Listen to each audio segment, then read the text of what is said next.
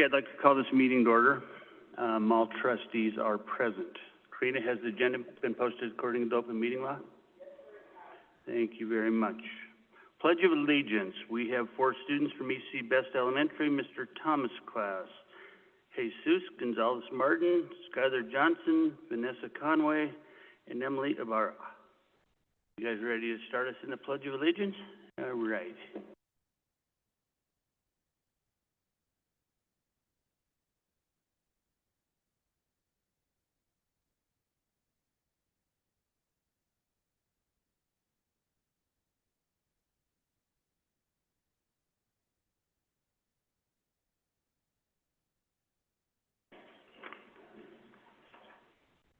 Just do a really quick tap there. There you go.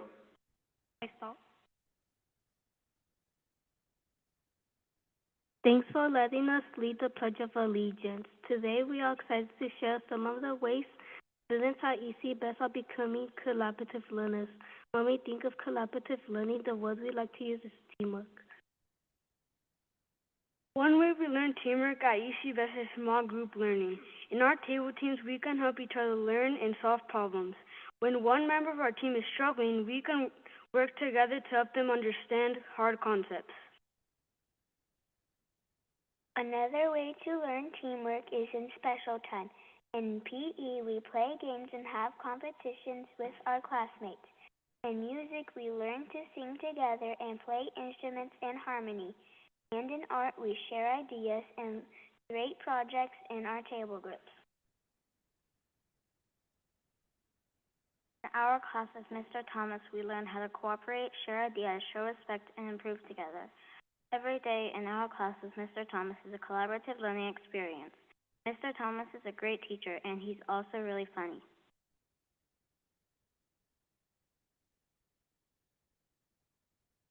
Is that it? You guys done? Thank you very much. You got more? Thanks for listening to our presentation. Thank you guys so much. That was great. Do you guys want to come up here and get a certificate and pick out a tree? Come on up here.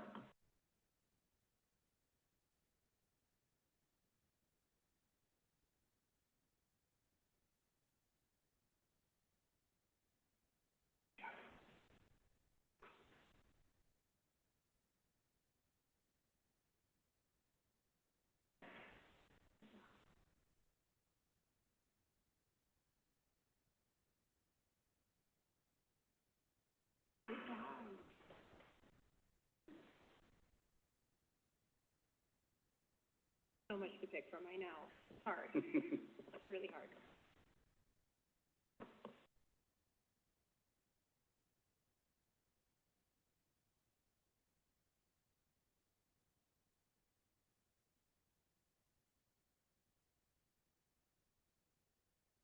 Thank you. Let's give him one more hand.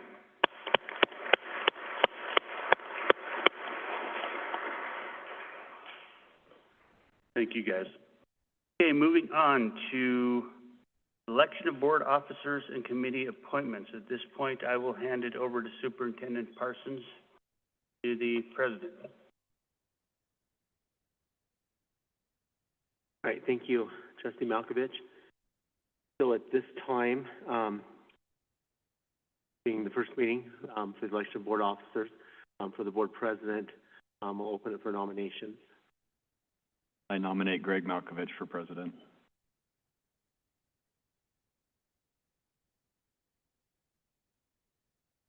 Are there additional nominations?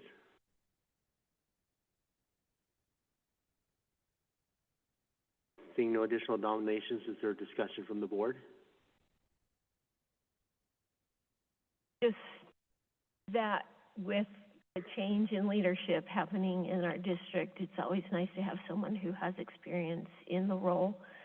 I know Greg is willing to let someone else have the opportunity, but because of that, I found that continuity and leadership in the board makes a difference as we onboard a new superintendent. And I guess the question is to accept the nomination. Okay. Do we have public comment? I don't think so. No, nominate, okay.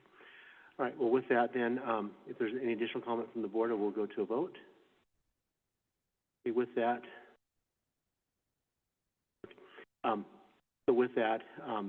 those in favor of Greg Malkovich serving as the board president for this upcoming year, please indicate please vote. It is unanimous. So congratulations, President Malkovich, for third term as board president. Thank you. Thank all you guys for having confidence. I'm looking forward to seeing Superintendent Parsons enjoy his last few months with us and onboarding a new superintendent. I guess with that, I'm taking this meeting back over, and we'll move on to the next nomination. Do we have any nominations for Vice President? I'd like to nominate Wendy Bullock for Vice President. Do we have any other nominations? I'd like to nominate Joe McFadden. Do we have any other nominations? Do we have two nominations? I guess we have a couple choices. We could hear from both candidates, or we can, however you want to go from this point, or we could go to a vote. Any suggestions from any other board members? I would like to accept the nomination. I appreciate that. And one of the reasons for me why I think that it would be a good idea for this change is because with the board where it's at right now, we have had a changeover, and having new people on the board, I think that it would be a good idea for myself to get the experience in the position as we move forward with the election year and changes that could come in the next year. So with that would be the reason why I would like to accept that. Thank you.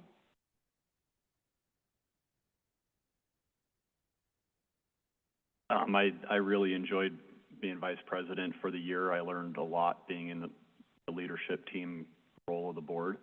I do have future aspirations of moving up through the leadership in the future. I'm good either way. We're going to have solid leadership either way. Okay, so we've heard from both. Any other board comments, or I'm assuming both you guys are accepting the nomination was what you said, correct? Any other comments from any other board members? A question for Joe. If you were to be elected again, do you feel that you could do the role with some of the other community responsibilities you're taking on as well? As vice president, yes. Why I didn't pursue the role of presidency this year. In the future, I would take on that role, but I believe as vice presidency, I can fulfill the duties. Any other comments from the board? Okay, then we go in order of nomination. So I have to admit, I'm still thinking what I'm going to do here, because I could work with either person at any given moment. So I guess I'm going to put it out there. I am all for Wendy Bullock for vice president. Please raise your hand. Okay, let's move on. All in favor of Joe McFadden, please raise your hand. Okay, we don't actually have to write a vote on this, do we? Already? Okay. Okay, so I guess you are vice president for another year. Thank you. Okay, so let's move on to clerk. Any nominations for clerk?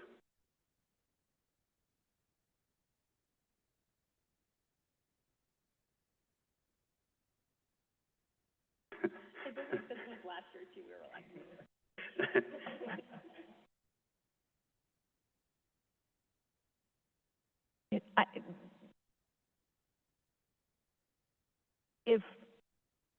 Especially if Wendy's interested in working more closely with leadership, I nominate Wendy for clerk. You accept that? I'm assuming there are no other nominations for clerk based on the pause there the first time. So all in favor of Wendy for clerk? Okay, Wendy, you are now the clerk. Congratulations, acting clerk. Even go a little quicker on this one. Any nominations for acting clerk?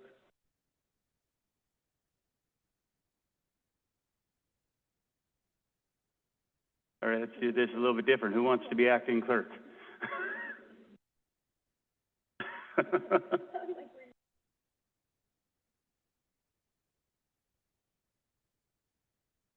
I nominate Julie Getch for acting clerk. Okay, we have nomination. Any other nominations? All in favor of trustee Guerrero Getch for acting clerk? Okay, you are now acting clerk. Congratulations, I think. All right, let's move on to committee appointments. NASB director, I know that was a 2-year term. Joe's in it now. Do we want to go with that way again, or? I'm fine with doing it again. You are correct, it is a 2-year position, of which I'm complete this year, but if someone else wanted to step up, I'd be open to it. It's definitely an interesting role. Anybody else interested in doing? Okay, trustee McFadden, you are it again. Then we need an alternative director. Anybody? It's right now trustee Guerrero Getch. I don't know if that's only if you miss, right? You're absent. Correct. You want to do it again, or do you want?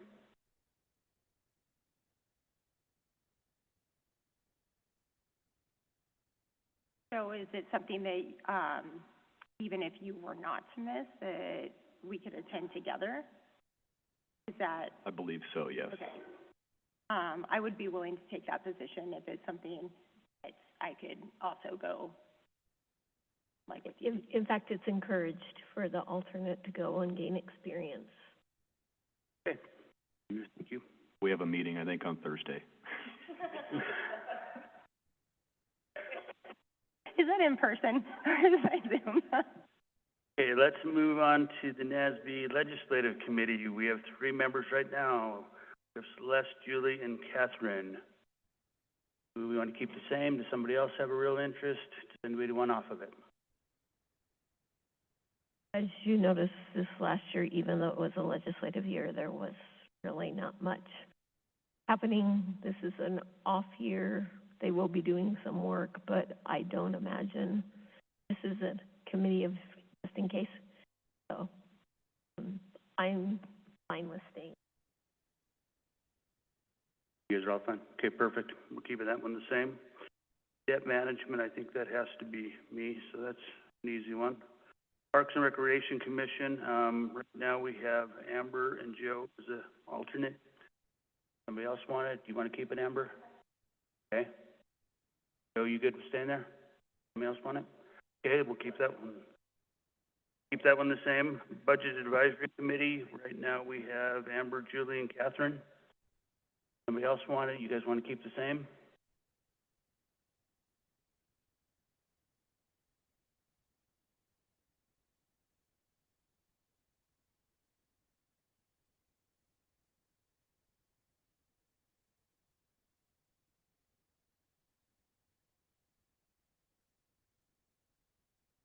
Okay. So right now we will go with Celeste, and anybody else looking really forward to it?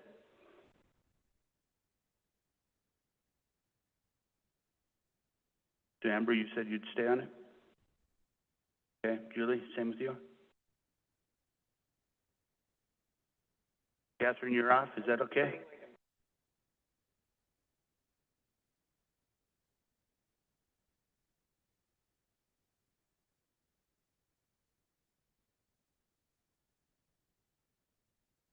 I've learned this year that with my national board duties, I've got a really full plate, so I would appreciate if someone else would be willing to stay on and I could step off. Okay, so we have Amber, Celeste, Julie, right? Okay, perfect. Let's move on to Audit Committee. Right now it's Wendy and myself. We just had a meeting today. Somebody's dying to go to the Audit Committee. I would be willing to go.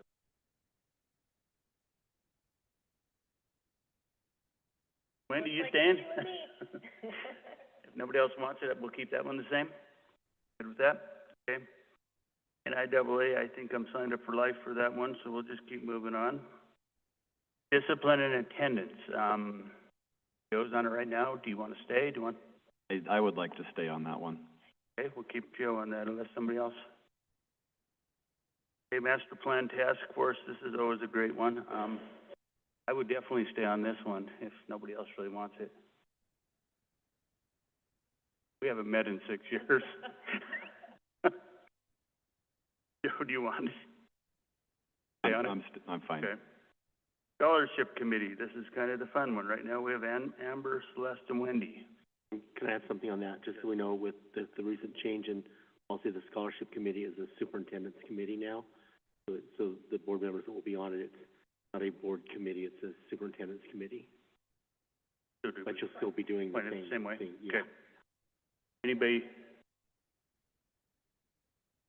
You just want to keep the same? Okay. We're going to keep that one the same. Policy Committee, I think the Policy Committee needs to stay the same. They've done such a great job this last year. But I'll ask the Policy Committee what they think.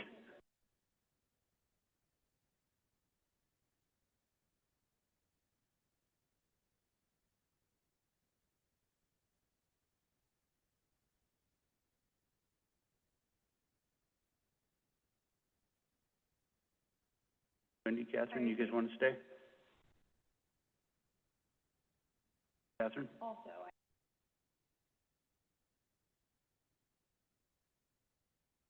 I'm okay not being on it.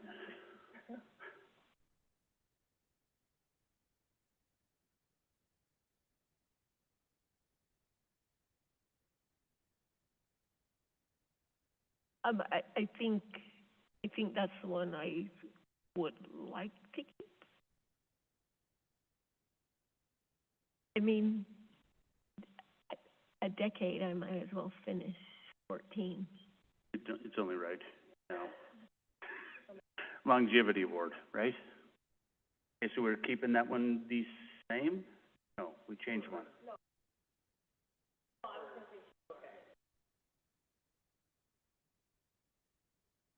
Okay, so we'll keep that the same.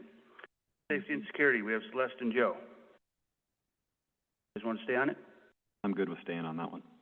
Anybody else really want it? Okay, it's you two again. Negotiations, we have licensed, and we have Joe. Anybody else want licensed?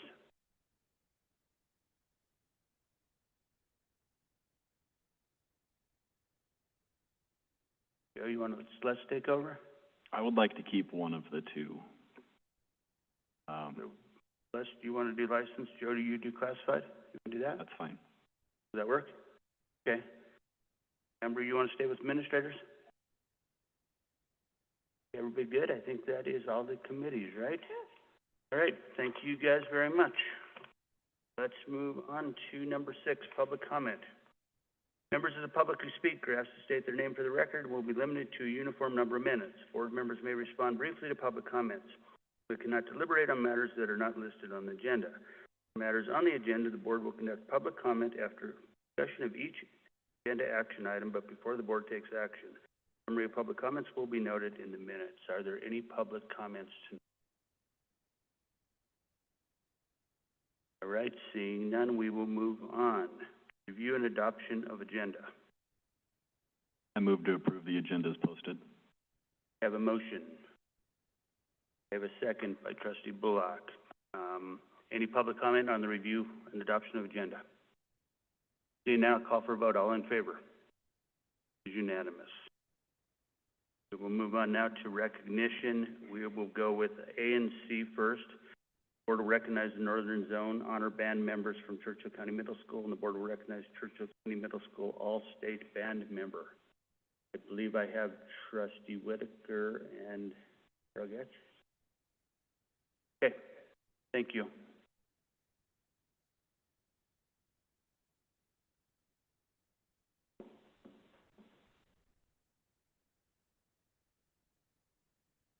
It's always fun to do this, and we're grateful for all of the parents and students who came. We value all of the programs that are in the district that helps students be engaged and to learn. Music is one of the best ways to actually help you in your other classes as well. And it provides different critical thinking skills. So we're grateful for parent support of the programs, and excited for all of you who have made a commitment to try out and to successfully participate in the honor bands. So tonight for the Northern Zone Honor Band, and when I call your name, you can come on down. Emmeline Murray.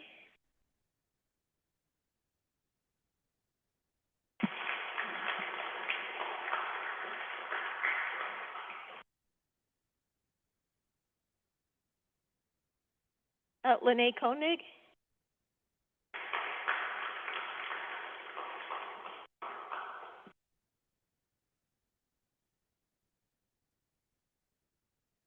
Linnea, not Lene.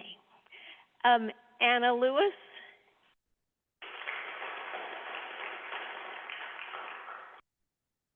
Hayden Bowman.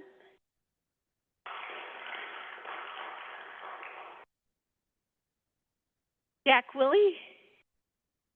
Oh, no.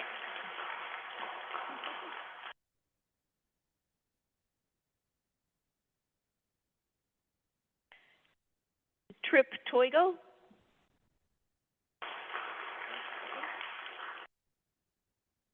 And then for the All-State Band, we'd also like to recognize Linnea Koenig.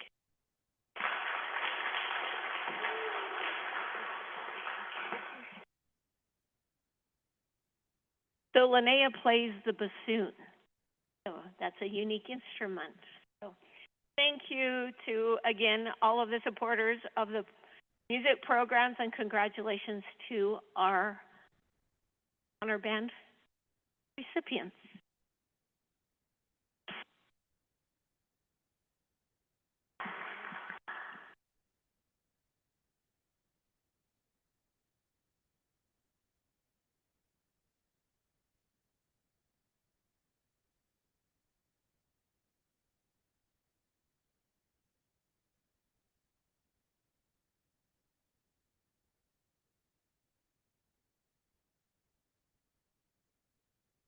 Congratulations again.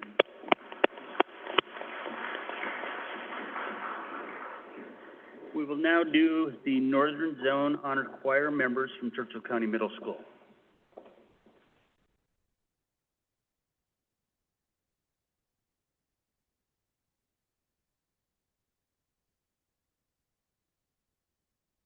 Tonight we would like to honor the Northern Zone Honor Choir. This is actually a really fun thing to watch and be a part of. My daughter was part of it last year, and so I know the families are going to really enjoy this as they go along. So with that, if we could, we'll call you up and give your certificate and just line up. Annabelle Butte.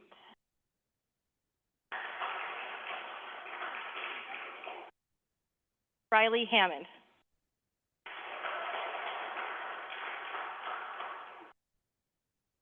Ayana Menard Bob.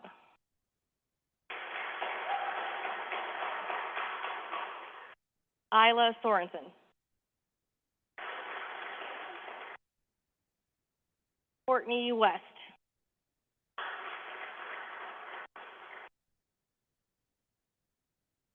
Paris Brown.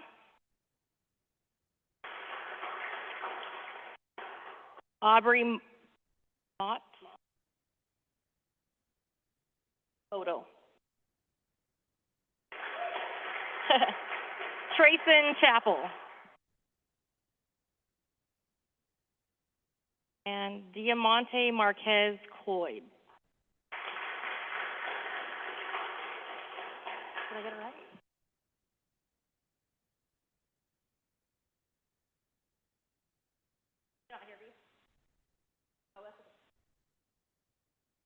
Trayson Chapel.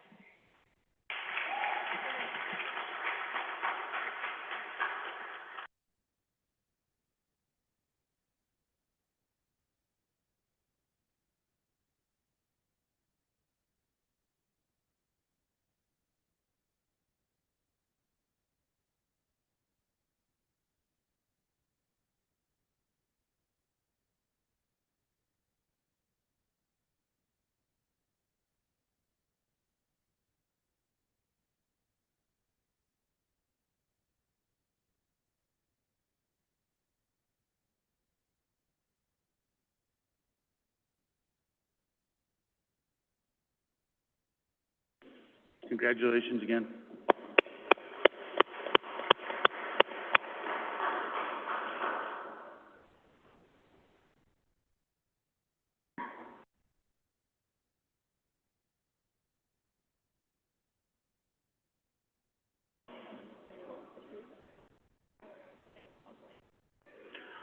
All right, we will move on to superintendent update. Latest student enrollment data will be provided to the board. Any questions on the student enrollment? Okay, view human resources update. Any questions for Cameron on human resources? Okay, moving on, superintendent update. Any questions on the written report? Okay, we will then move on to update regarding district-related matters. Superintendent Parsons. All right, thank you, President Malkovich. And I want to start with something that I think is great. Within education as a superintendent, the thing that we're looking at, and the school board is looking at, developing the policies and getting the system in place for our students to see success. And how do we entertain success in the school district? There's lots of different ways that we're measured on and things we're looked at.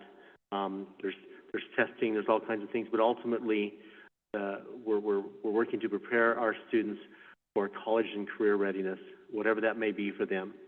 And one of the measures that we use is our graduation rate. And we know that we have a district goal of a graduation rate, but they also establish graduation rates for individual schools.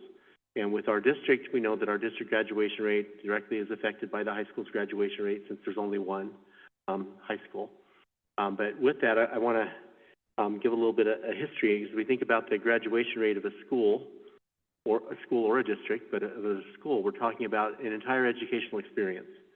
So when I have the graduation rate for the high school from this last school year, we're talking about the work that's gone in from the kindergarten teachers to every school year and up to get to this point where it's graduation rate. And most certainly that there's a lot of talented teachers and great things going on at the high school to help the students get there and get to that point. So historically, our graduation rate for Churchill County High School in 2019 and 20 was 83.9%, which was above the state rate of 82.6%. I'm going to skip the state rate. That'll take too long. In 2020 and 21, our graduation rate was 83.6%. In 21-22, Churchill County High School graduation rate was 79.8. In 22-23, it was 86.9. In 23-24, it was 88.3. And Mr. Spencer, could you come tell us what the 24-25 graduation rate is? And I have it here, if you remember on that email. We were waiting for the state to put this out, and we found it that they had put it out on a tab on the resource page. Yep, students and staff did an amazing job, along with our district folks, with our data collection. So we're 91.1% graduation rate. That's awesome. And that's a kudos to the high school and to the entire district for the work that's involved in getting those students there. And that's great to have a graduation rate above the 90s, I think, for the first time in our data set. So that is fantastic. So congratulations to everyone and to the board, because it's the leadership and guidance from the board that helps make all that possible. A couple of quick updates. AB 398, from Assembly Bill 398, that was the Assembly bill that was passed. That was for helping to recruit and retain in hard-to-fill positions, like positions that are marked as critical needs in schools that meet certain requirements. We put our application in. The state it's gone to IFC finally, and it's come back for more information, and we're going to put that back in on this Friday. So at the next IFC meeting, they can attest to it again, and hopefully we'll be able to have access. And we've been working with the teachers union, because that's what was required of this, to do that. And so hopefully we'll have that money, the access to those funds soon, and be able to distribute that. That bill was passed the legislature, but it's been taking quite a while to get through the instruction process and the guidance process, and to allow us to have access to those funds. And that will provide funds for teachers in those positions that law that meets the requirements for those hard to fill, hard to maintain positions. Another update on SB 460. That one has the requirements about professional development. I received some information on it last Thursday in our superintendent's meeting, and in today we discussed it in the governing board meeting for our PDP, and more information was sent out and be coming, and we've been working in. That requires that kindergarten, first, second, and third grade teachers and paraprofessionals working with students have 15 hours of professional development next year in the science of reading. Or there's several other requirements within there. People have already done certain things within the time frame, but I want the board to know we've been working on that information. We're finally getting more guidance, seeing what resources they're making available to us, and that will be a part of next year's professional development plan, as it is a requirement under SB 460 that happens.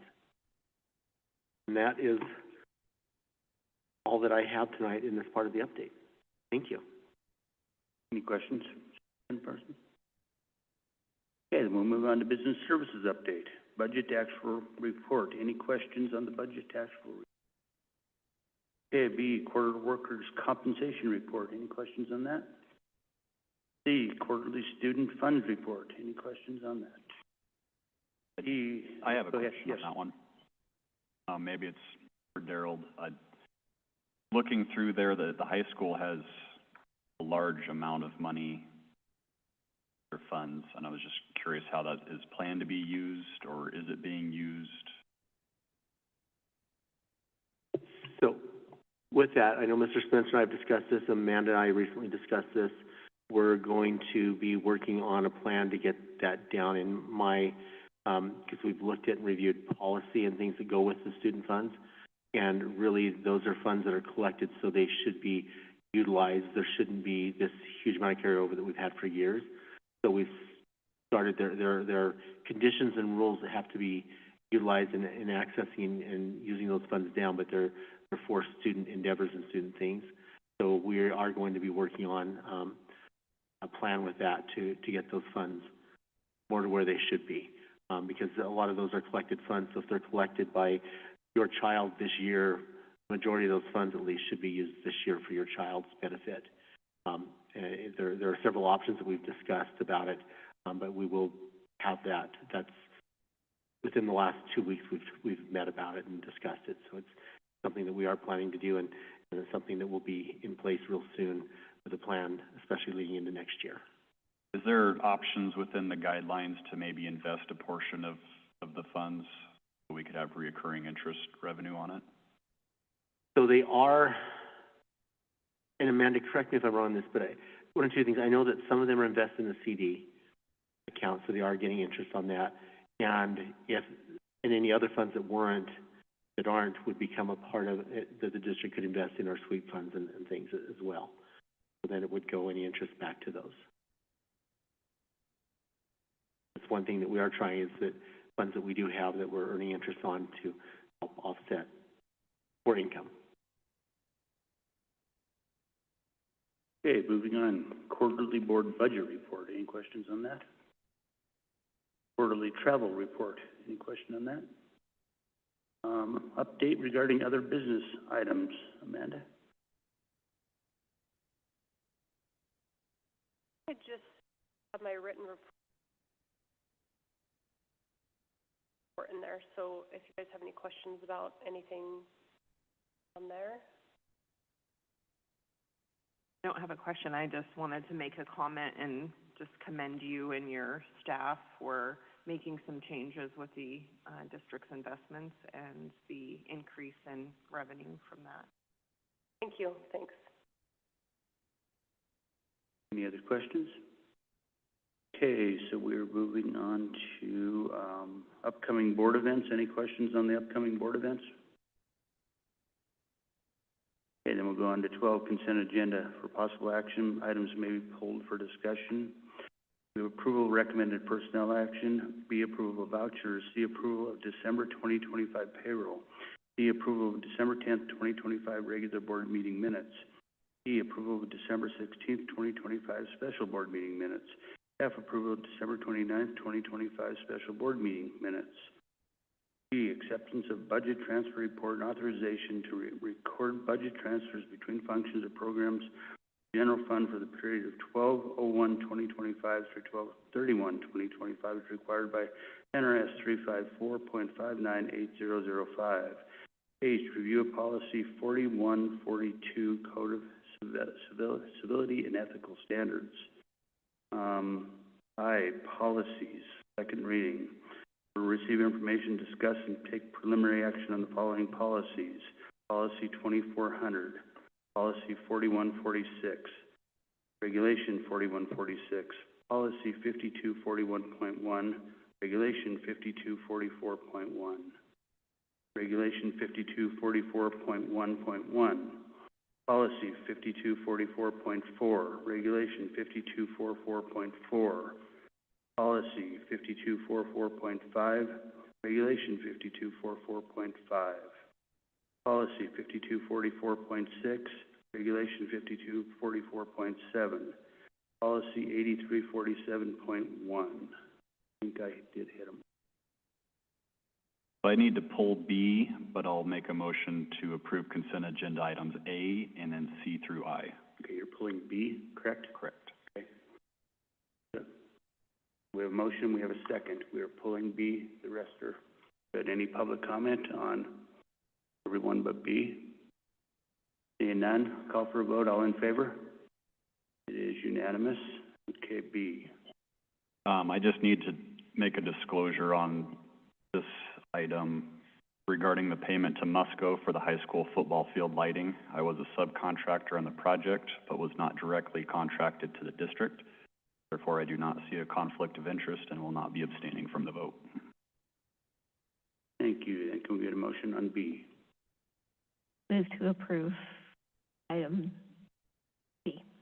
Okay, I have a motion. I have a second by Trustee Ghetto. Is there any public comment on item B? Okay, seeing none, I'll call for a vote. All in favor of B? Unanimous. Thank you.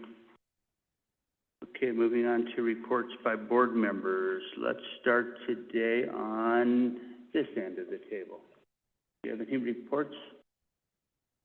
I don't think I have anything.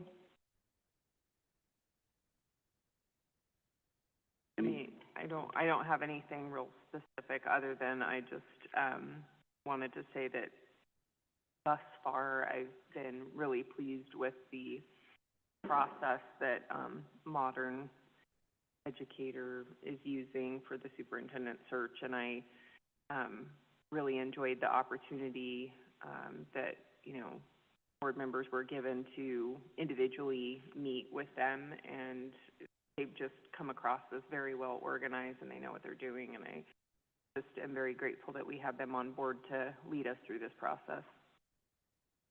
Blakey? Yeah, I had the opportunity to meet on the PD day, Monday before, back from school, or from break, with the NUMA 5th grade ELA teachers, just so I could get an understanding of the curriculum and how they're using it and their challenges. And Mr. Walker and Linnell came in, and Caitlin came in during that time. And I think it was very educational for all of us. We got to see some frustrations. We got to talk it through, give them some opportunity to try new things. They did request that we come back for a follow-up, and it was really good. It was a very great learning experience. So I just want to thank NUMA for letting me have the time to come in to do that. Thank you. Trustee Ghetto?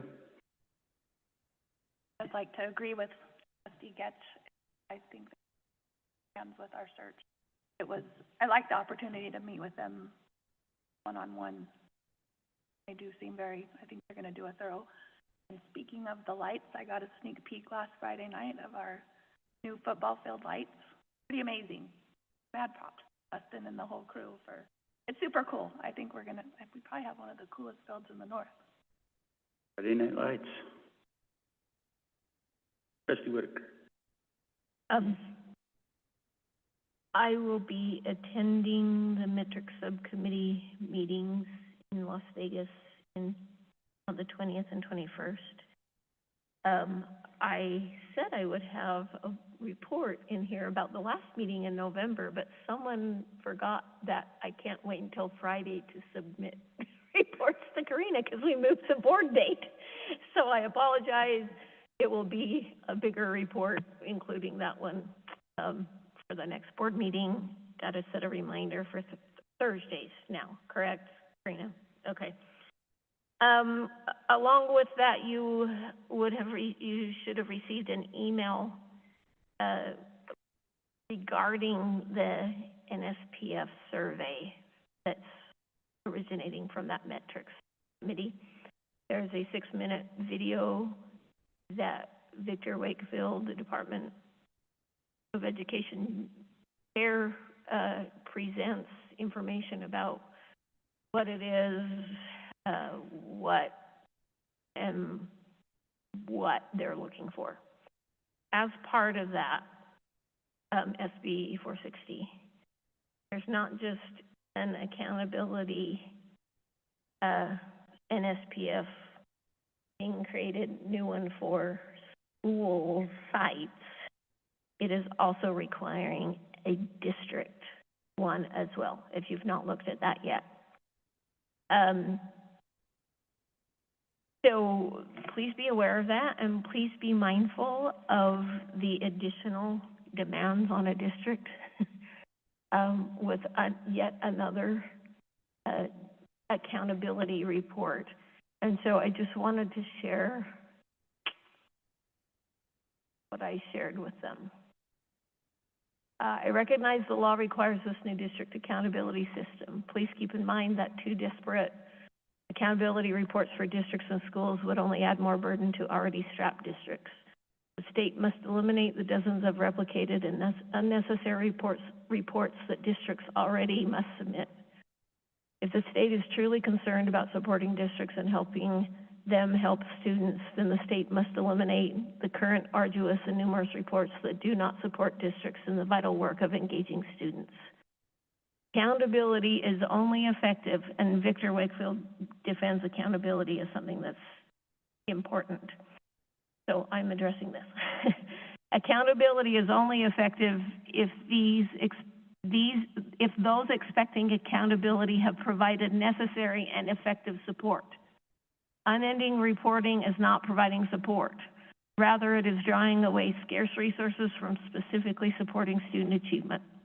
The state does not recognize their essential role and responsibility in this vital task when they continue to place undue burdens on districts that do not directly support students. Those are my words.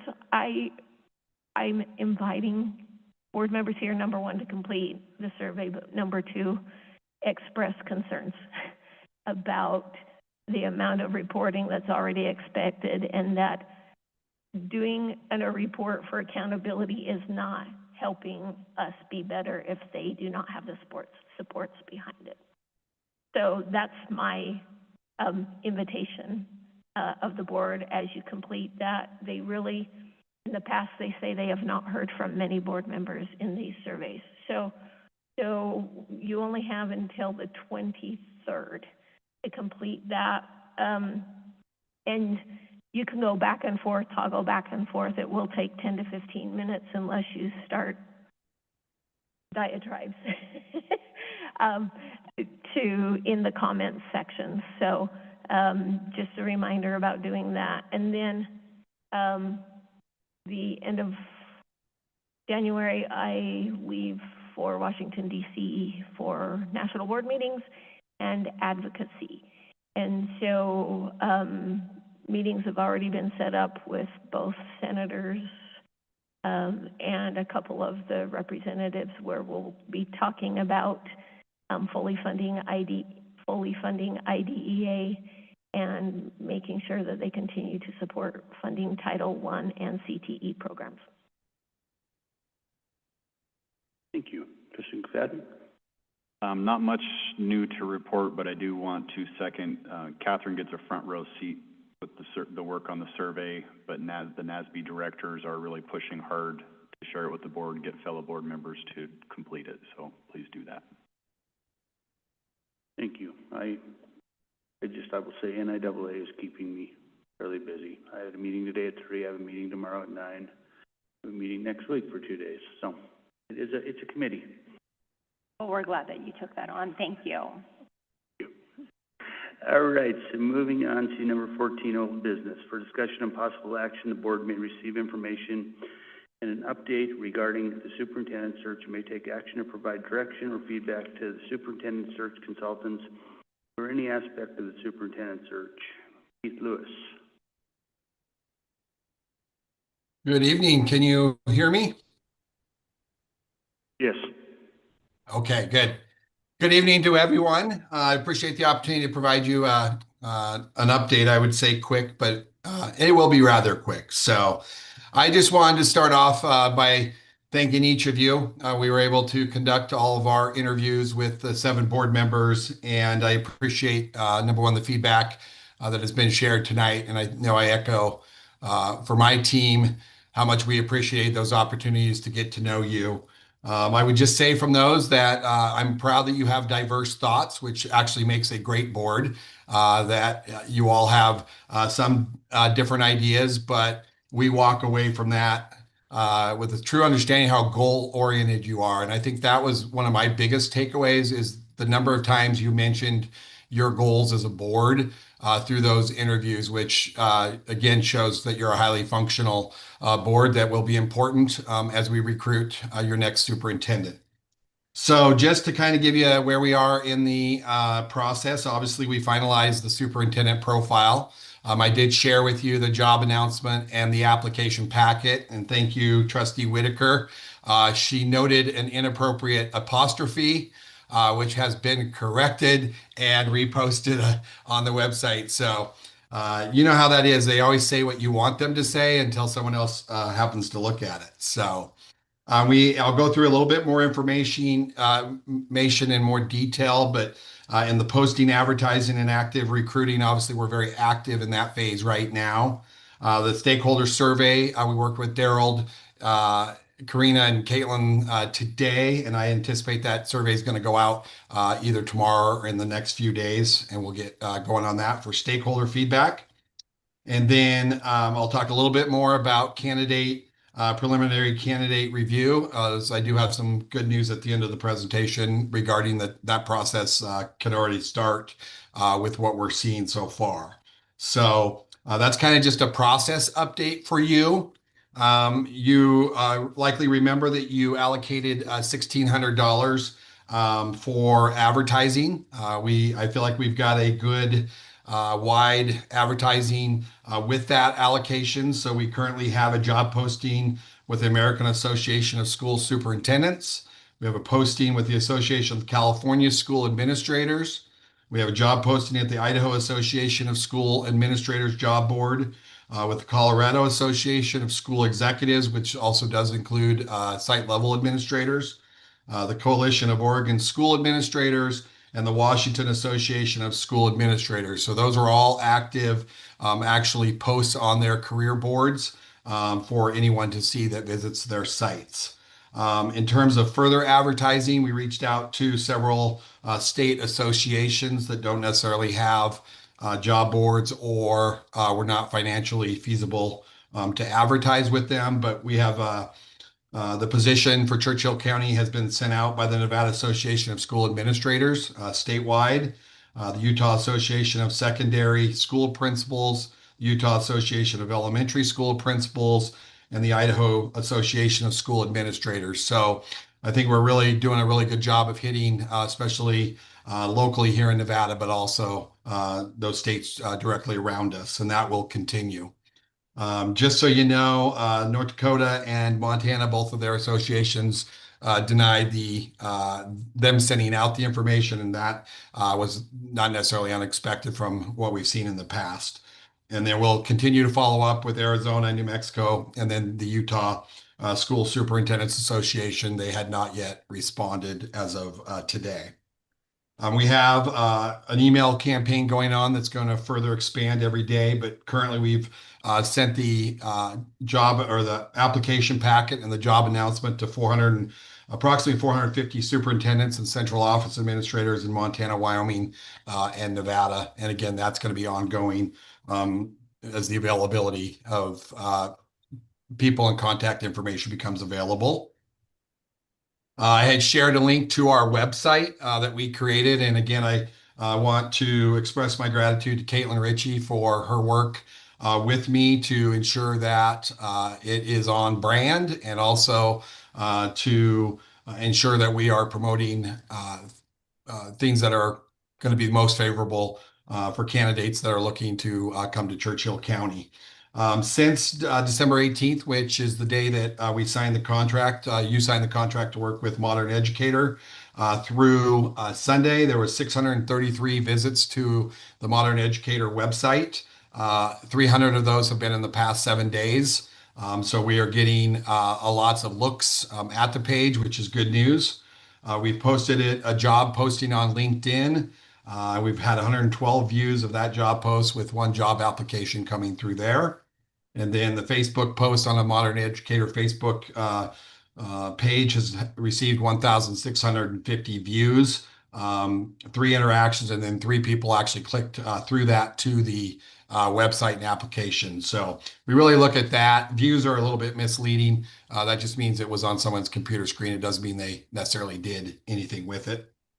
Good news. So far, we have 2 completed applications that everything that we have requested has been submitted. I noted that we had a LinkedIn application, and follow-up has been initiated with them to ensure they have the right documents and complete follow up and complete that. We received 1 application through AASA. Again, I've had to follow up. We've initiated follow up on that one as well, because the information we get out of AASA is not as complete as we want. And then we have had 1 email contact that was a cover letter and resume expressing interest in the position. And again, we followed up with that candidate as well. So again, I just want to kudos to Daryl, Karina, and Caitlin. They've been awesome to work with. Whenever we've needed something, they've been very prompt in getting back to us. And so I will open it up for questions. Anybody have any questions for Mr. Lewis? Looks like no questions, but thank you very much. We appreciate all you're doing, and it's kind of nice to hear we have some people already on board. That's nice. Right. Thank you. Thank you. I appreciate your time. Have a great night. You too. Okay, so moving on to new business. For discussion and possible action, approval of the audited financial statements for the year ending June 30th, 2025. Amanda Hammond.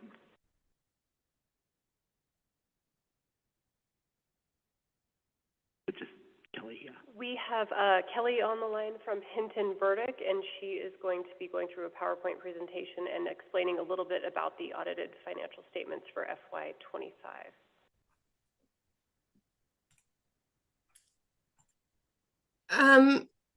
It looks like I may not have sharing rights for this meeting, but I believe the board received the PowerPoint slides in their packet, possibly. Can you hear me? Kelly, I don't think that they did. Do you want? Oh, we've got it up on the screen now. Okay, so you have it. All right, so I'll just walk through it. As mentioned, my name is Kelly Jones. I've been with Hinton Burdick CPAs. We have just merged with a new firm as of January 1st, but the audit report has been issued under Hinton Burdick. So on our first slide, I kind of outline what my presentation is going to entail. First and foremost, we want to say thank you to the district staff. Amanda kind of came on right during audit time, right before audit time. So she's put in a lot of work between August when she started and now to get to this finish line. And we appreciate her and her staff and all of their help in providing us with documentation and answering our question. We also just like to say thanks to the board for allowing us to serve the district. It is something that we enjoy doing and we appreciate this opportunity. I don't have it listed on my slide, but if you ever want to look at a more summarized version of the financial statements, I would direct you to the management discussion and analysis. It's near the beginning. That is something that Amanda puts together. So there's a little bit more information there if you ever want to just kind of look at something more summarized. And if there are any questions, I do welcome Amanda's input on anything. And then we'll just go through our reports and some financial highlights. So on the next slide are our audit reports. We issue 3 reports in our financial statements. The first is our independent auditor's report, which is found on page 17.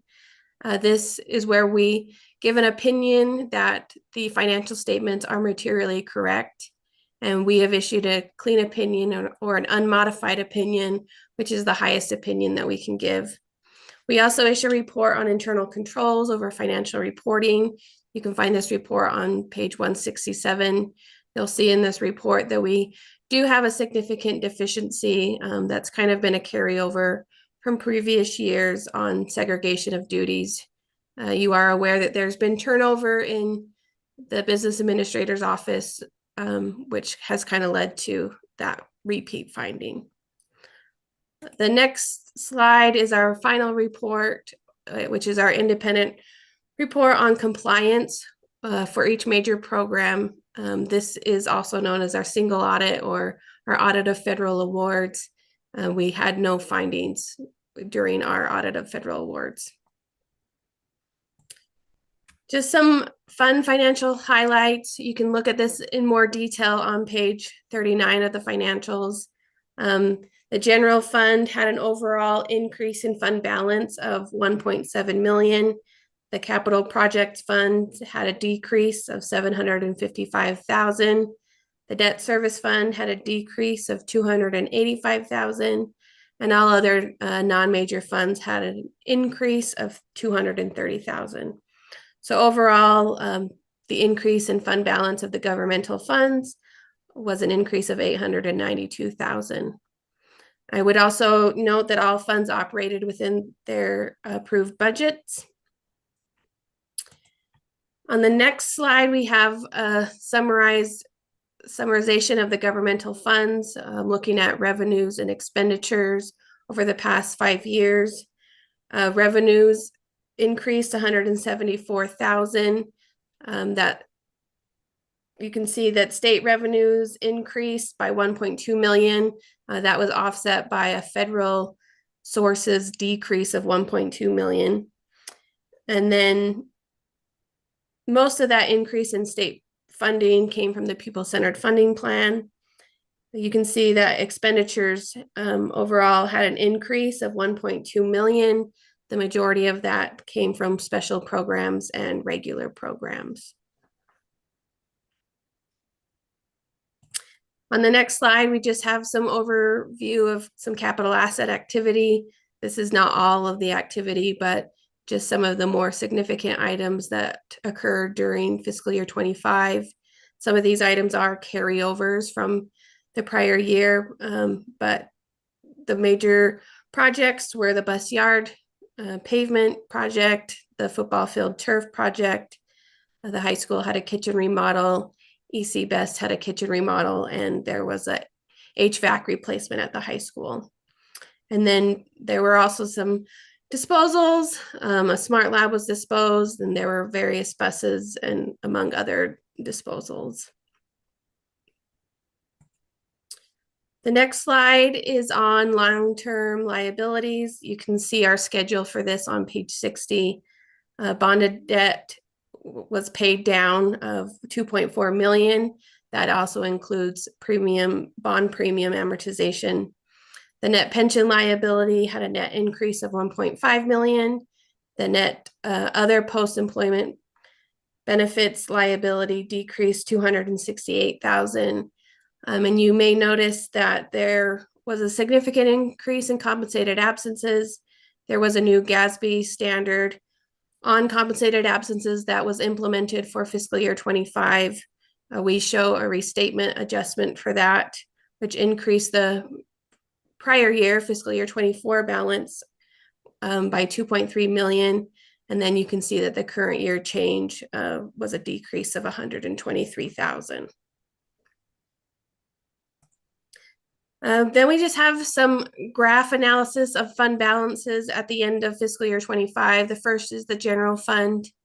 I will point out that the top line, which is the purple line, is unassigned fund balance, which is currently sitting at 8.5 million at the end of fiscal year 25. It's best practices to have at least 2 months of expenditures that can be paid by unassigned fund balance, and the district currently has over 3.5 months. So the unassigned fund balance is healthy. The other lines at the bottom are made up of committed fund balance and non-spendable fund balance, both of which are mostly related to the high school construction program. As they continue to build that home, it is sitting in inventory, getting ready to be sold. The next slide is the debt service fund. Overall, all the fund balance in the debt service fund is restricted to pay for future debt service payments. There is currently 2.5 million in fund balance for future payments. The next slide is on the capital projects funds. Overall, these fund balances are restricted for future capital projects. Currently, it's sitting at 3.2 million. And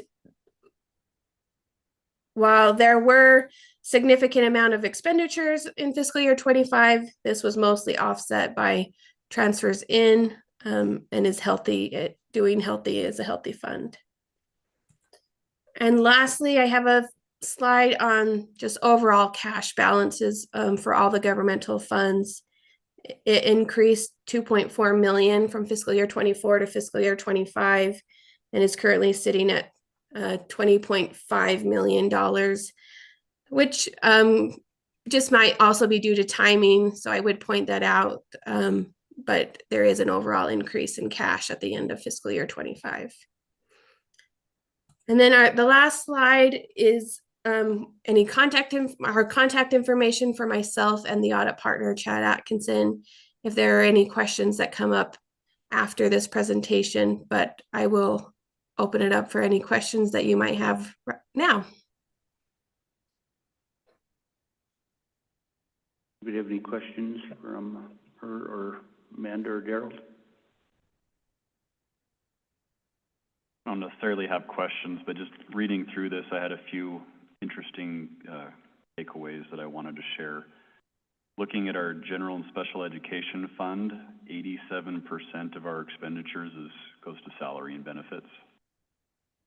And also on our 4 long-term bonds, last year the interest alone was $805,000 just to pay the interest on our bonds. To me, at least, they're interesting takeaways. Anybody else? I will say that Wendy and I sat through the meeting earlier today, and it's a good report. It's a thorough report, and the one deficiency we had is hopefully gone now instead of a carryover that keeps happening year after year. They've assured me we won't see that one come next year. So, did you want to add anything, or are you good? I just do want to thank Amanda and her staff and Hinberg also. There was a lot of work put into getting this done. I know that this year being a transition year with Amanda being new on the job, it's been a huge learning curve for her, but she's done a great job with her staff getting the information they needed and things. And I know that this was pushed quick on a timeline here to get this set. But with everything that situations where we're at, this is a really good report. The work has been really good, and I'm glad to see the trends and things where we are, because we are still, even with, we have a larger ending fund balance, but we're still now working to see just where we're at with our funding and stuff, so this is a good step toward that. But the work that everyone has done has been really good, and Amanda has put lots of time in to get that, and the information here is all very accurate, and it was very good, and I learned even a lot more this year with doing it and working with Amanda. She's taught me quite a bit, so very glad to have her on the team, and it's just a great job. Thank you. Any other questions? Not, maybe we got a motion coming? Move to approve the new business. Is it financial? Move to approve the audited financial statements for the year ending June 30, 2025. Yeah, motion by trustee Whitaker, second by trustee McFadden. Is there any public discussion? Seeing none, all in favor? It is unanimous. Thank you. Moving on to B, for discussion and possible action, approval of annual investment reports. The presenter is Darrell Parsons, Superintendent, Amanda Hammond, Comptroller.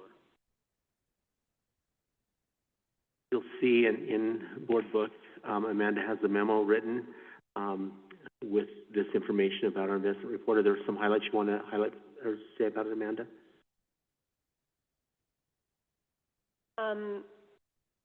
I just wanted, I hope my report was clear enough, but prior to November, we had two separate accounts. We had our normal checking account that we used all the time, and then we had a savings account that was sitting with about $3 million in it.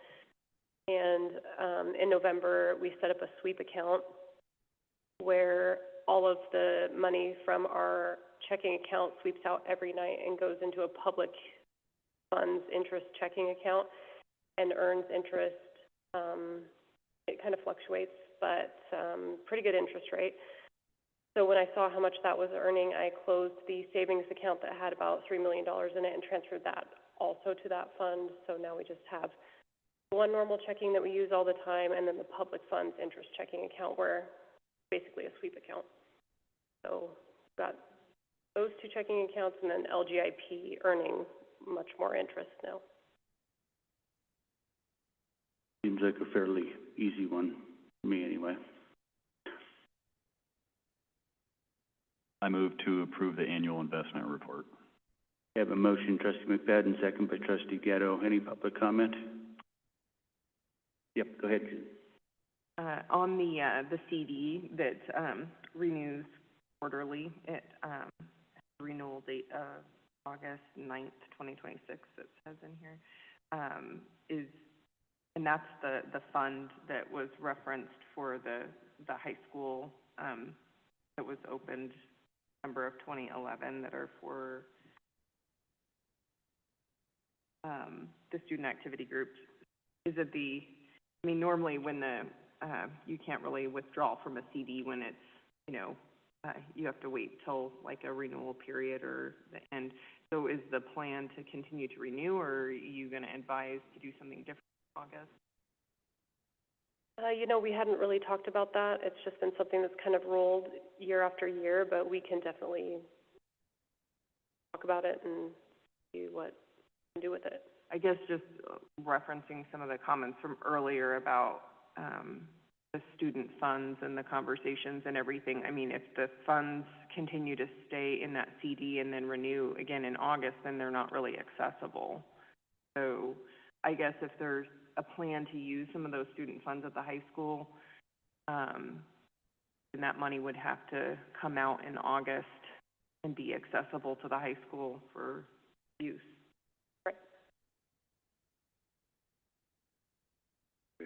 Yeah, in reference to the same account, the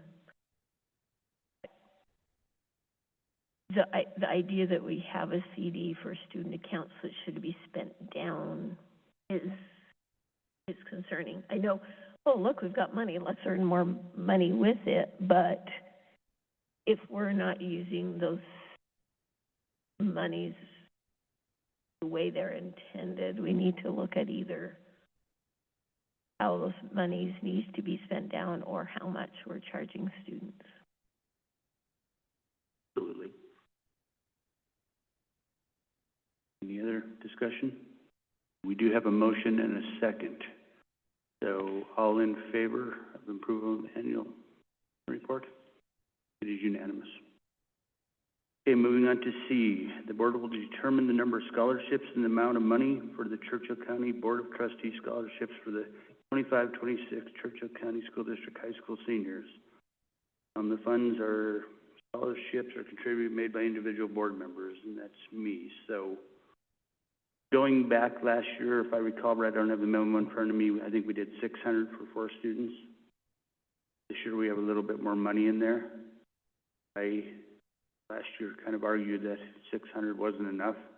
I could easily see where we can go up to 800 and have some leftover money. We did go to CTE and to college bound, if I remember right.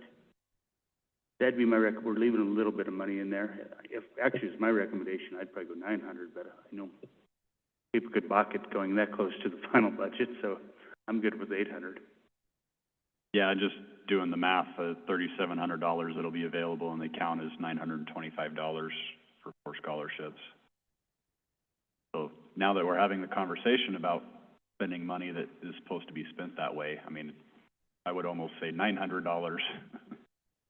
I would support that totally. I do have a question though. So, and it does say that some of the money was held out, but as of this number, the 3,700, those monies have been paid out, and this is the balance for the scholarships to be handed out for the recipient that was deferred. So, like this balance, 3,700, that's with that deferred money already gone. I think the one that we still have left to pay has not been taken out of the 3,700. Okay, so we need to save that money. Yes. Right? So how much is that we need to save? That was the 600? Because it wasn't from this year, it was from the year. Yeah, that one's 500, so that one's Right. not. So we actually only have $3,200, right? Great, that's a nice, easy break the account. Are you comfortable with that? With $800?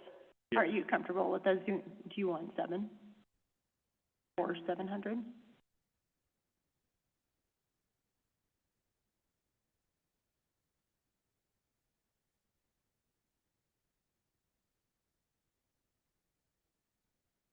When is the deferred scholarship expected to be paid out? I believe this semester. Okay. I think he just came back and went back. This semester. So we could go 750 fairly, with a little bit of cushion. And I'm gonna tell you, 750, I said it last year, money doesn't get you very far in college right now. Well, in life, I guess. I'll make a motion to have 4 $750 scholarships, 2 going to CTE and 2 going to a college bound. I have a motion by Trustee McFadden, a second by Trustee Gatto. Is there any more board or public discussion on this? Okay, seeing none, I'll call for a vote. All in favor, 750. It is unanimous. Thank you. Moving on to D. Present the Churchill County School District Campus Beautification and Maintenance Plan. Superintendent Parsons and Dustin Drinkett, Maintenance Supervisor. Right, thank you, President Malkovich. So you'll see in Board Book, we placed, we had brought this to you a month ago, and then we've revised it, updated with some of the more current things, and so this is where we're at with the beautification plan, maintenance beautification plan.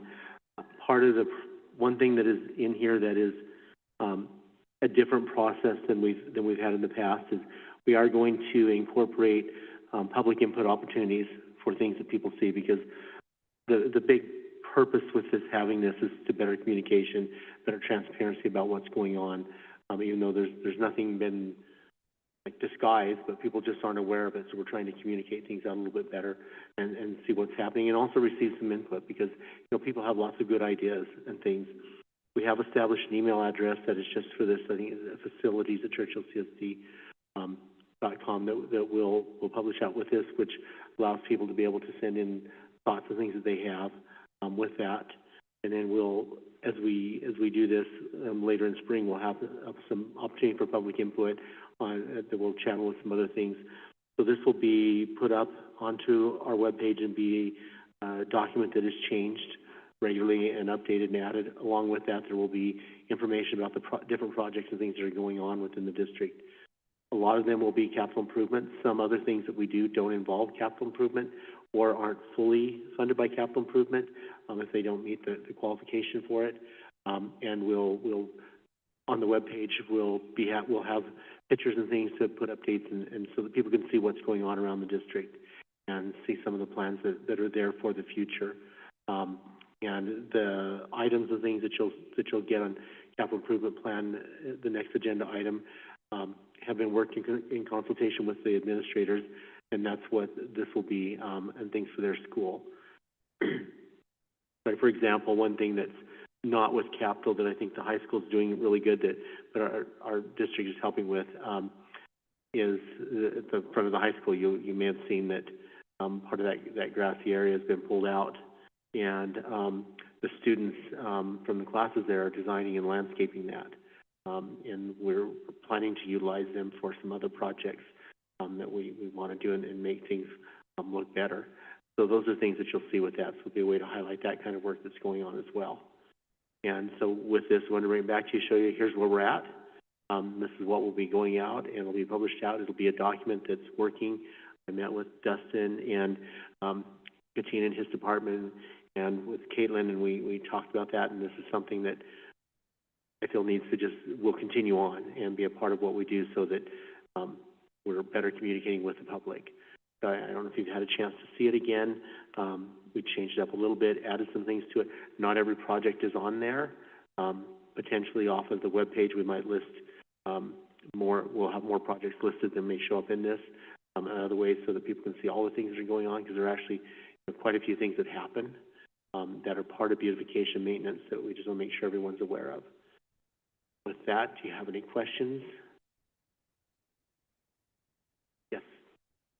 I notice on the plan that, and first of all, thank you for the work to all of you who've been working on this. I appreciate the effort and the desire to communicate with the community and connect with the community. We tend to have opinions about this. My question is about why the board would need to review this monthly. The board would not review this monthly. Last month when we brought capital, there was more because it was still a draft, so we were asked to bring it back to show the board again as we got it more of a final draft form. More information, bring it back with capital. So the board won't actually need to review this monthly. It won't be a board document. So it states in there that it will.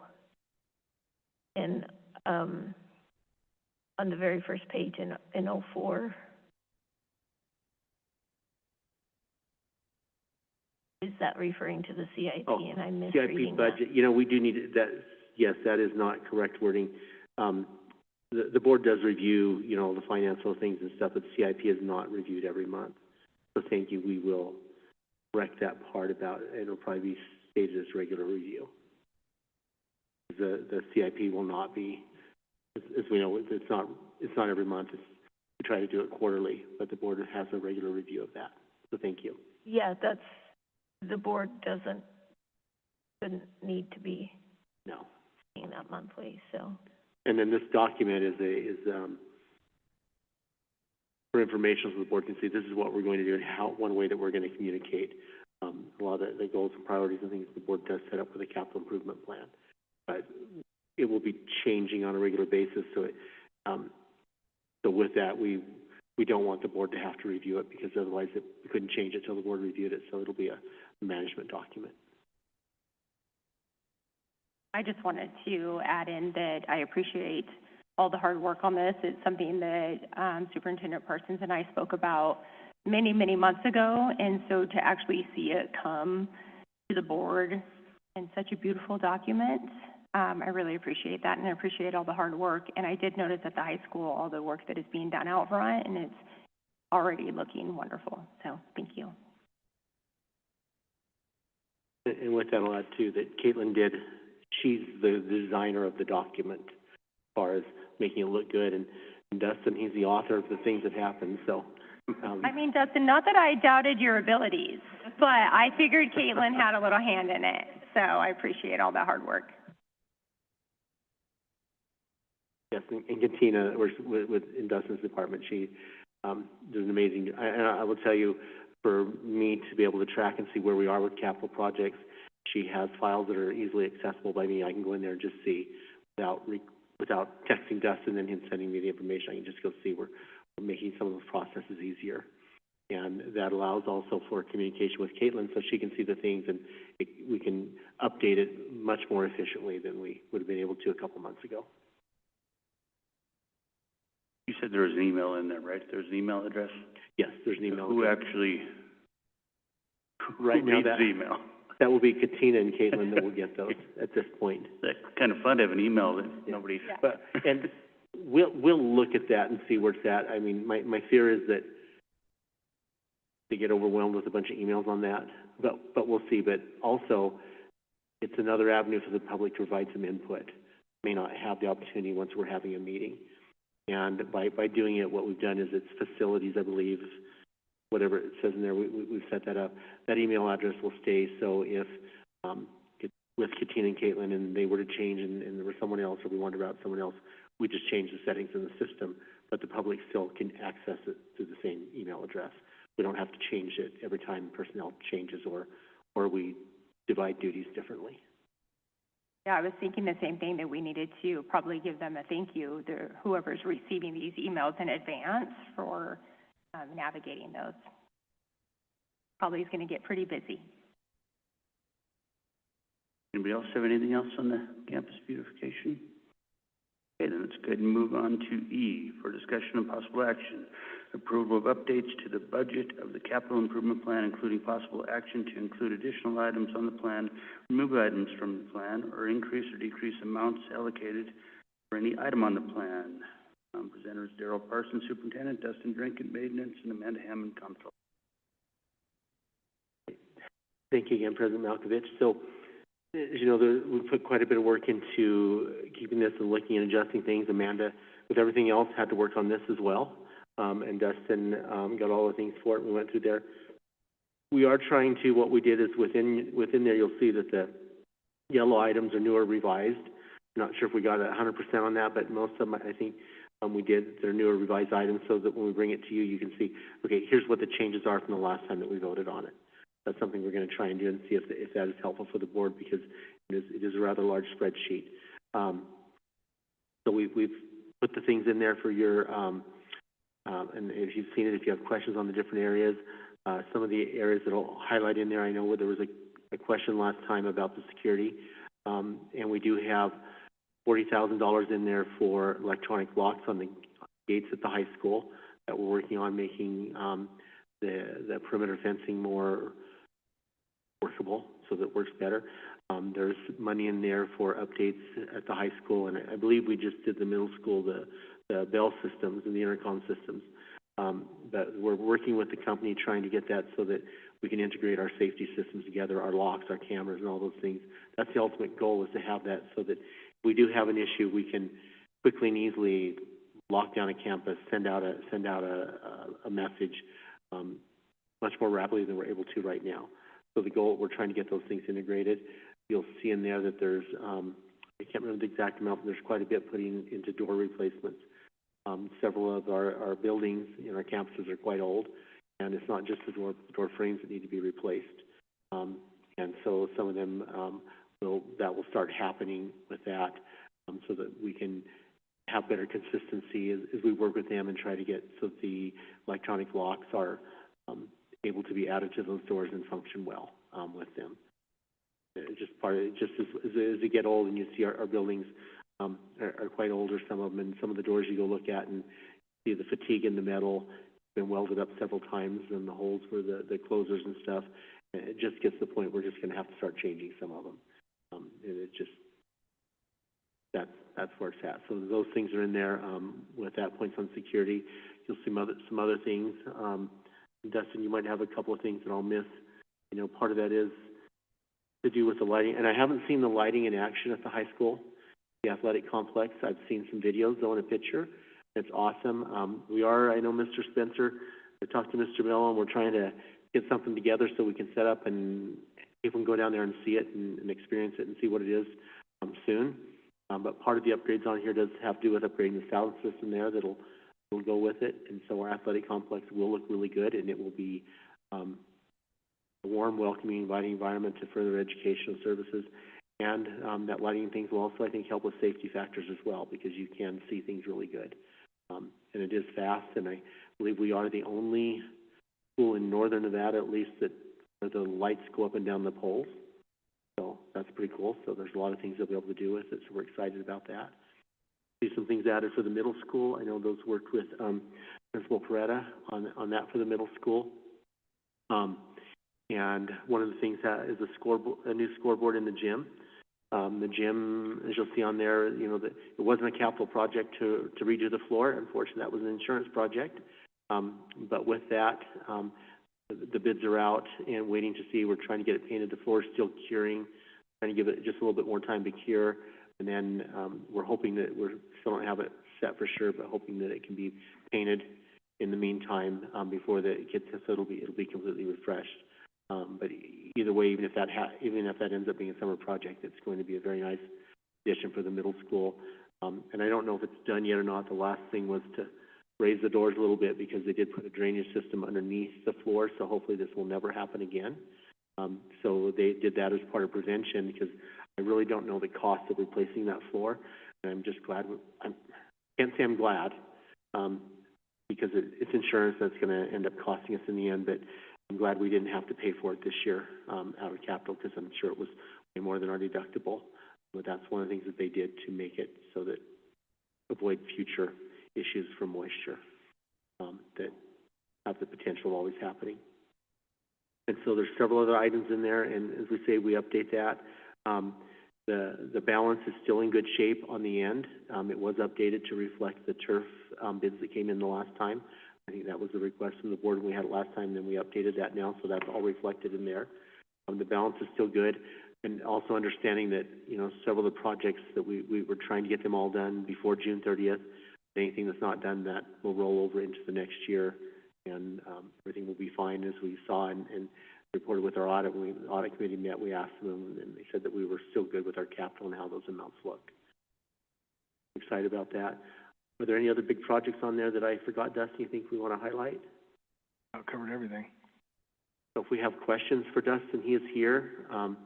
Answer those questions, or if we have any comments on things that we're seeing. But I do want to say I know that I'm retiring, but a lot of these things that we have in place are going to keep going because Dustin is really pushing for these things, and I think that there's a real vision going with not only keeping things running, and they were busy. I tell you, Monday morning was cold, and they were busy. You know that, but to beautify things and make our grounds and things look good up to the standards that I know we all have and we expect. Taking time, but it is getting there, and I've seen some definite improvement, and I'm very grateful for the work that has been done by Dustin and his crew. Okay. I'll stop talking and let you ask questions now. I just want to add on to you, commend Dustin and his crew for keeping our facilities safe and functioning. Keep it up. And then I would like to make a motion to approve the capital improvement plan as presented. A motion by Trustee McFadden, a second by Trustee Whitaker. Is there any more board discussion or public discussion on capital improvement? Seeing none, all in favor? It's unanimous. Thank you very much. Appreciate it. Moving on to F for discussion of possible action, approval of the proposed 2026, 2027, and 2027-2028 school calendar. Superintendent Parsons. All right, thank you, President Malkovich. Sorry, you're hearing a lot from me tonight. A lot of items tonight. So as you'll see, the calendar on the information sent to you, the calendar committee met, and they set up the criteria for the surveys that we sent out. We sent out surveys to the community, and based upon that, we developed two options that were sent to staff. Following the discussion that we had earlier with the board, and things where we're at, the two options were very similar. There was a week difference on when they start and end. There was some discussion in the comments, so we did put in there the results from the survey that was sent out. And also, and I do apologize, on the memo for the staff voting, the percents are correct, but my numbers that I sent, this was our first Tuesday board meeting, so because this had to be out Thursday, Wednesday night, I'm down in Las Vegas for NAS meetings and very late. Survey closed at 5 o'clock Wednesday, so I pulled the numbers and sent them to Karina, and mistyped a couple things. So the 233 votes for the one calendar option B should be 133. And on the administrators, instead of 4 and 4, it was 4 for option A and 2 for option B. With that, so I do apologize for that. That was my quick fingers late at night setting that up. So we went through those, and I do want to address that we did put a lot of comments in there, and people didn't see some of the options that we have asked in the past and sent out. And I did review as part of this process the survey results from last year, because there were still a lot of comments, things about a 4-day week and those items, and that calendar option was not sent out for voting, based upon the survey results, where really people were very happy with the calendar schedule that we have. 4-day week there would have to be some changes. It would either be a longer year to provide more days for students, or it would be longer days, which my opinions on that. So I think with this, I'm gonna share some of what my thoughts and opinions on that are that, longer days, we try to maximize our time with our students, and if we're extending the days longer, we're limiting especially secondary students that get very active and families are very busy. And taking time away, I'm not a fan of making the days longer within the school day. I know that there was a lot of things about consistency with that, so we did try to make this calendar as consistent as possible with an every other Friday for families. There was a lot of feedback though about families that they enjoyed this, and that having the 3-day week every other week allowed them a little bit of extra time. I know I've talked to people that utilize that time to, if they're going out of town or something, they'll make it and do that. And so in some ways, I think that helps us with our absenteeism. There were some comments about people feel that Fridays aren't well utilized, and so I'll be talking with the administrators about that to make sure, because every day that we have our students is an opportunity to learn and teach, whether it's a Friday, whether it's a 30-minute period or a 3-hour period of time. Those are all very important times, and those must be utilized for quality teaching time. I did include in there the data because there was several comments about the low attendance on Fridays, so I did include the attendance data. And you'll see that Fridays is a lower attendance rate, but it's not significantly lower than the other days. And comment that I put in there too was, and this is a thought, and me as your superintendent saying this is how I kind of feel as I've gone around and talked to people about this stuff, is that we look at the calendar as, okay, and I know last year we approved a 1-year calendar, so we think that, okay, let's change it. And I don't personally think there's a lot of opinions on the calendar. There's no calendar option that's going to make everybody happy. There are gives and takes on every option. So there's no one option that makes everybody happy. There is no magic calendar that fixes all of our issues within the district and helps us do better. What does help us do better is knowing and understanding that commitment that this is what we have, this is where we're at, let's fully support it, and let's maximize our potential with it. Some of the discussion has to do with secondary school wanting to end the semester after, or have the semester end at Christmas. While there are some advantages to that, they also have the opportunity, if they want to give finals before Christmas break, they can. You have that opportunity of the next couple of weeks afterwards on reviewing information, the information that you learned from the finals that you gave, because finals, even though they're finals for a grade, they're still an assessment. Assessment should drive our instruction. So there's opportunities to reteach within that time frame or to move on. So the timing of the test can be determined. Doesn't necessarily, there's no rule that says the semester has to be given on the last 2 days of the semester within our system. So there are some options around with that. So, and I do understand the secondary, and you'll see in the data, the survey data, there was quite a bit of desire for that. The issue with that, one of the reasons that I said we couldn't accommodate that in there, is that would require us coming back real early August again to do that, to get enough time in. We moved it, and it's only been 1 year to see the benefits. I did get a lot of positive feedback. I still think that early in August, we're still, a lot of people want to be on vacation still, so we miss things.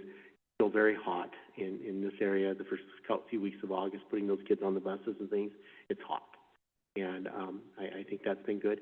We're also transitioning to a new superintendent. That would make for a short summer to do that. And I think that combined with everything else, just, all right, here you go with school starting. We're going to have everything ready to go, but I think that gives some good time with that. And it's consistent. Normally to see the benefits of something, you need at least 2 to 3 years. We moved it last year, the board voted, and we moved the date back based upon the community input to a later start. And only been 1 year, so we haven't recognized the full potential or pitfalls of that.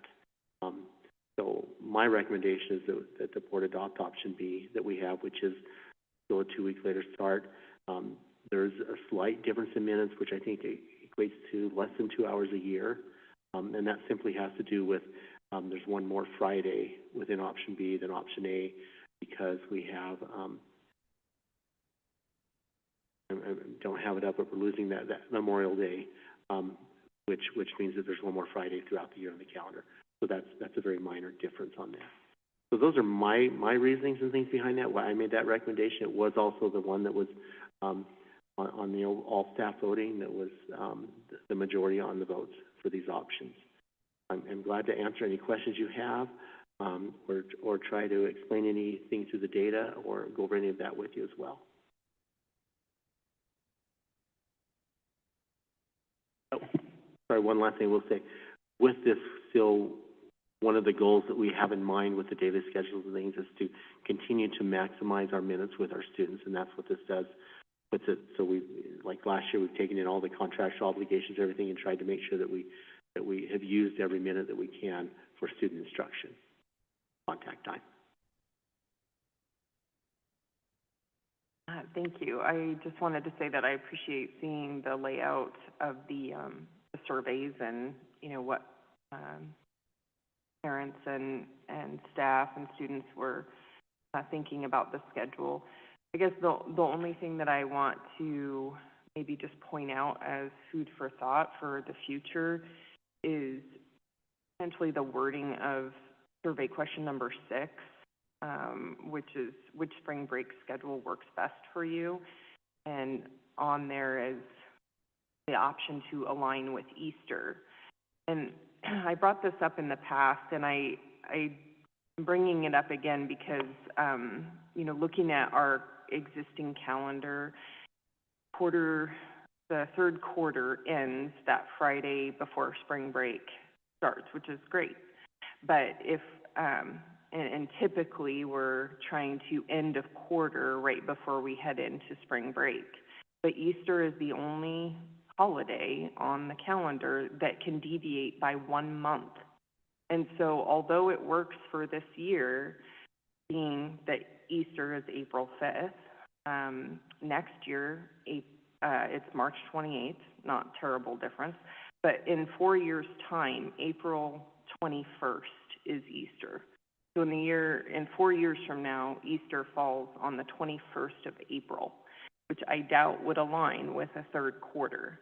So I think that the staff, you know, looking at the start and end times of school and breaking up the quarters should be more of the consideration of the placement of spring break rather than Easter. So that's all I want to say, because, you know, chasing Easter for spring break likely to not always work.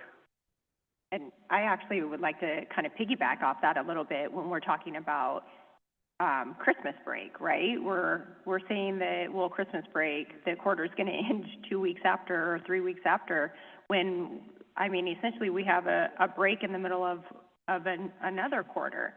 So, I mean, I just don't think that we can base the calendar 100% off of that, because we have 2 major holidays that are in the middle of this. And then even if you bring in Thanksgiving, that's another week off of school in the middle of a quarter. So, I mean, I don't think that it's productive thought process to take holidays into consideration, and when you're talking about ending a quarter.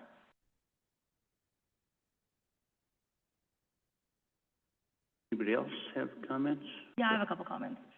So I went back and looked at the calendars when we started the modified 4-day. And our school day started on August 15th. And they still had finals done prior to Christmas break, which I verified with Mr. Spencer, that had happened, which is very similar to our calendar A.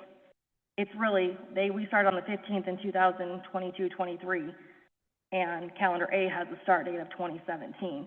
So you have said that this semester will end 2 weeks after Christmas break for this proposed calendar, but where's the difference in the days from when we very first started this? So NRS has requirements for minutes of instruction for semester courses.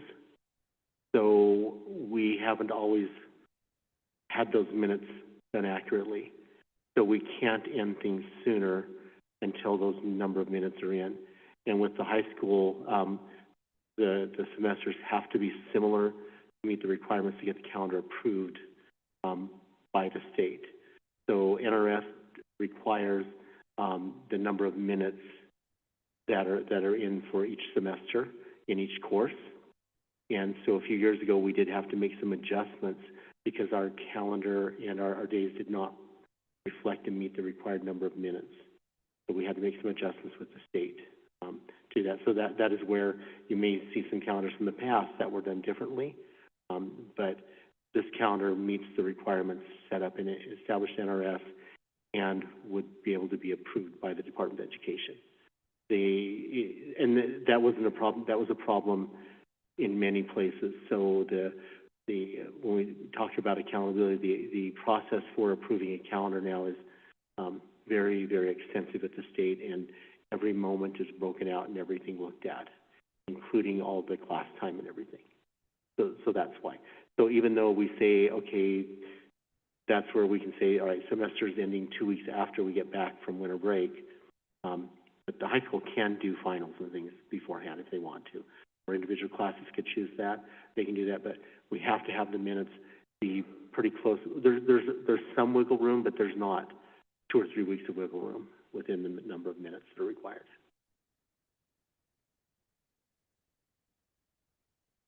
Anybody else? Yes, I had a question. You referenced it, but I wanted some clarity on the additional feedback themes.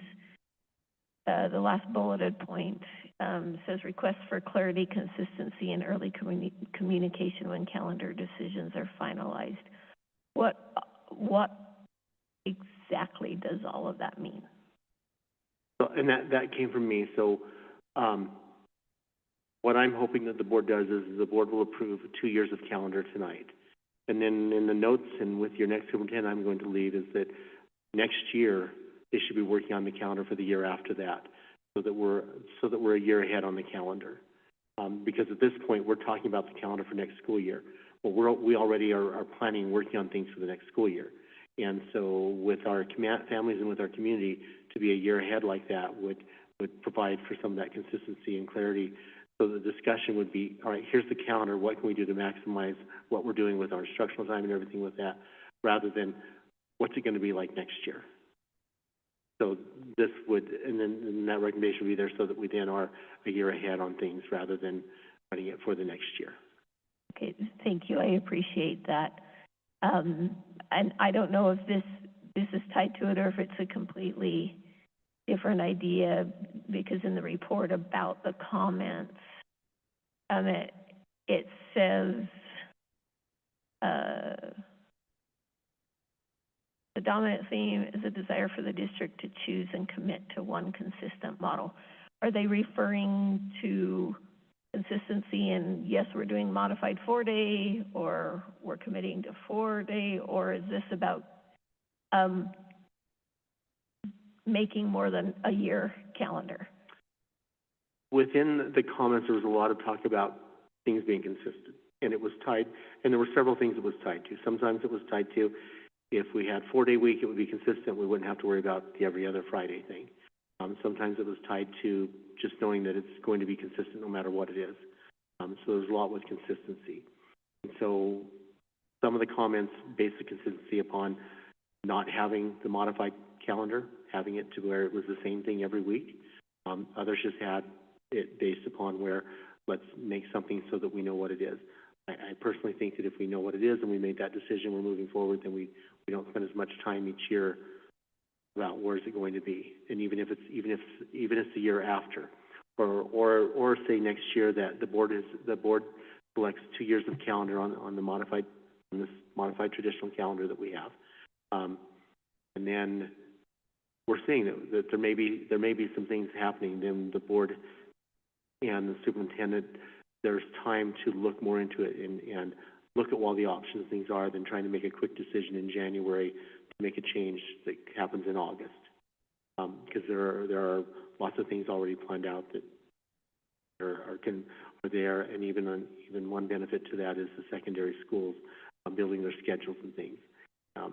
Especially at the high school, knowing what the calendar is going to be is very important for them developing their schedule, because they also have to have those to get that done so they can get their students enrolled in things early rather than trying to do that in June and July. Yeah, I agree. I think that was partially a failure of the board of only approving one calendar. I can see a number of reasons why that's been a disadvantage for staff and for parents in making long-term plans. So I like the idea of, even though we're approving a 2-year calendar, but then next year we're moving on to the next, so that there is always a year ahead for planning purposes for staff and families. So just to piggyback on Catherine, one of the comments on here says, overall, the feedback indicates that the modified 4-day model is viewed as a temporary solution. There are comments about a 4-day being the solution, but it should be noted the survey results indicate satisfaction with the current calendar model and overwhelmingly indicates its continued use. I do think at some point we probably should address, are we going to continue with this model? It's not temporary, or are we going to try to move to something else? Just so that way the perception of it is, this is what we have, this is what we're doing. And to go on that, and I authored that. That was part of my writing, to do that in that part. And with that, I think if the board selects this model for 2 years, then that is saying that is our model that we're moving forward with. There are lots of, I mean, as I said earlier, there's no one thing that checks everybody's box and makes everyone happy. I do feel like this modified, which it is strange, because you don't see this in very many places. It is a different thing, but it is also a combination. It's not 5-day, it's not 4-day. It's something in between, so it offers a different option. It does help us when we're recruiting to say we have a different option, because basically we have 172 staff days under these, I believe, if I have the number right, where other districts are 182, 183, or we are contracted for 182, but by extending the day and making it longer, and we've done that, so with the Teachers Association, their day is longer, so there's fewer days they work, but we have our kids for more time that way. That's one of the ways that we've done to maximize that instructional time with our students. By doing that, though, that's also something that as I've talked to some people, that's the reason they chose us, because we had a different calendar. It wasn't a 5-day week. Now, a lot of people do like to work 4-day weeks, and if we went there, that might also be something that might help us attract teachers. But I still have concerns that, and I know every other Friday, but on those Fridays, there's still a group of kids that aren't supervised, and this adds another day to that if we were to go to a 4-day increase the time. So I think, to me, I feel it's important that we look. This is a good compromise in the middle there, but we still have students for more days than we would on a 4-day week, which I think is beneficial to them, because that's another day where they have food at school and they have all those things that are necessary, and parents don't have to worry about childcare that week, because those are some of the concerns. A lot of families have it worked out, but that is still a concern with some families and things. I mean, no matter what calendar we choose, there are pluses and minuses for for our families in different ways. Just to add on to your comment about Fridays, just some quick math, about 2/3 of the weeks throughout the calendar are 4-day weeks. Just point that out. And then with Celeste and Catherine's comments, I also was going to read those exact same sentences from the survey results. For 4 years, I've commented on our calendar and my disapproval of it. So I can't continue to support this, especially when the survey results seem to show they share the same feelings. I would like just to add a little thought on even, like, first off, I'll tell you my number one would be a 5-day calendar. But even with that, even if we were to go back to a 5-day calendar, with the half Fridays, which we had when it was 5 days, we were still getting out at 1:20-ish. I feel like families still considered that to be, out of some people's mouths, wasted Fridays. So now we're just adding more to that. If we were to add in, you know, to go back 100% to the 5-day work week, I feel like that's just kind of adding to that a little bit. I think that this is a great compromise, and I'm for the recommended B calendar.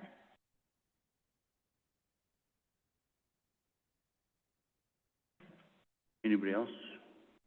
Yeah, I don't love the setup that we have.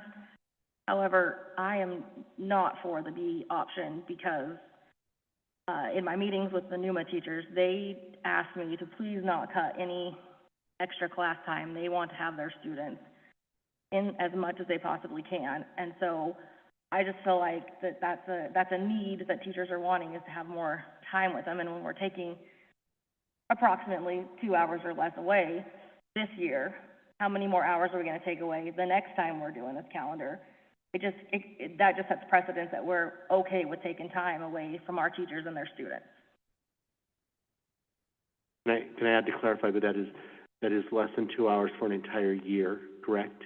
Yeah, it's less than 2 hours for a year, and it has to do with how the Fridays fall on the year because of the Memorial Day.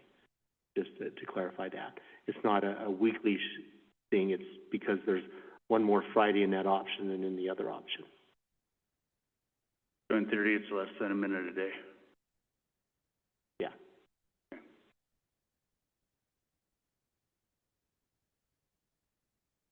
I move to approve option B, 2026, 2027, and 2027-2028 school year calendar. I have a motion by Trustee Whitaker, a second by Trustee Guerrero Getch. Is there any more board or public comment on option B for the next 2 years? Okay, with that, all in favor? We have a 5-2 vote. Trustee Blakey and Trustee McFadden were opposed. Okay, thank you guys. Let's move on to, is everybody good to keep going here? Is it all good?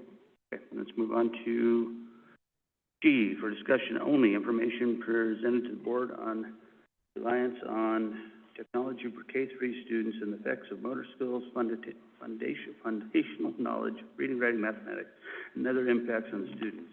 Harold Parsons, Superintendent, Mike Walker, Assistant Superintendent. Right.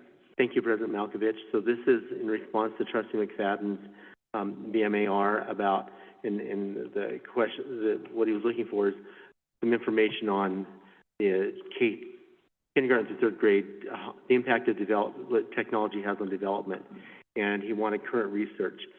So what we did, and I did use, or Mike and I, we did use artificial intelligence to help us with the research and to find things, and that we did limit it to research that's come out within the last 2 years.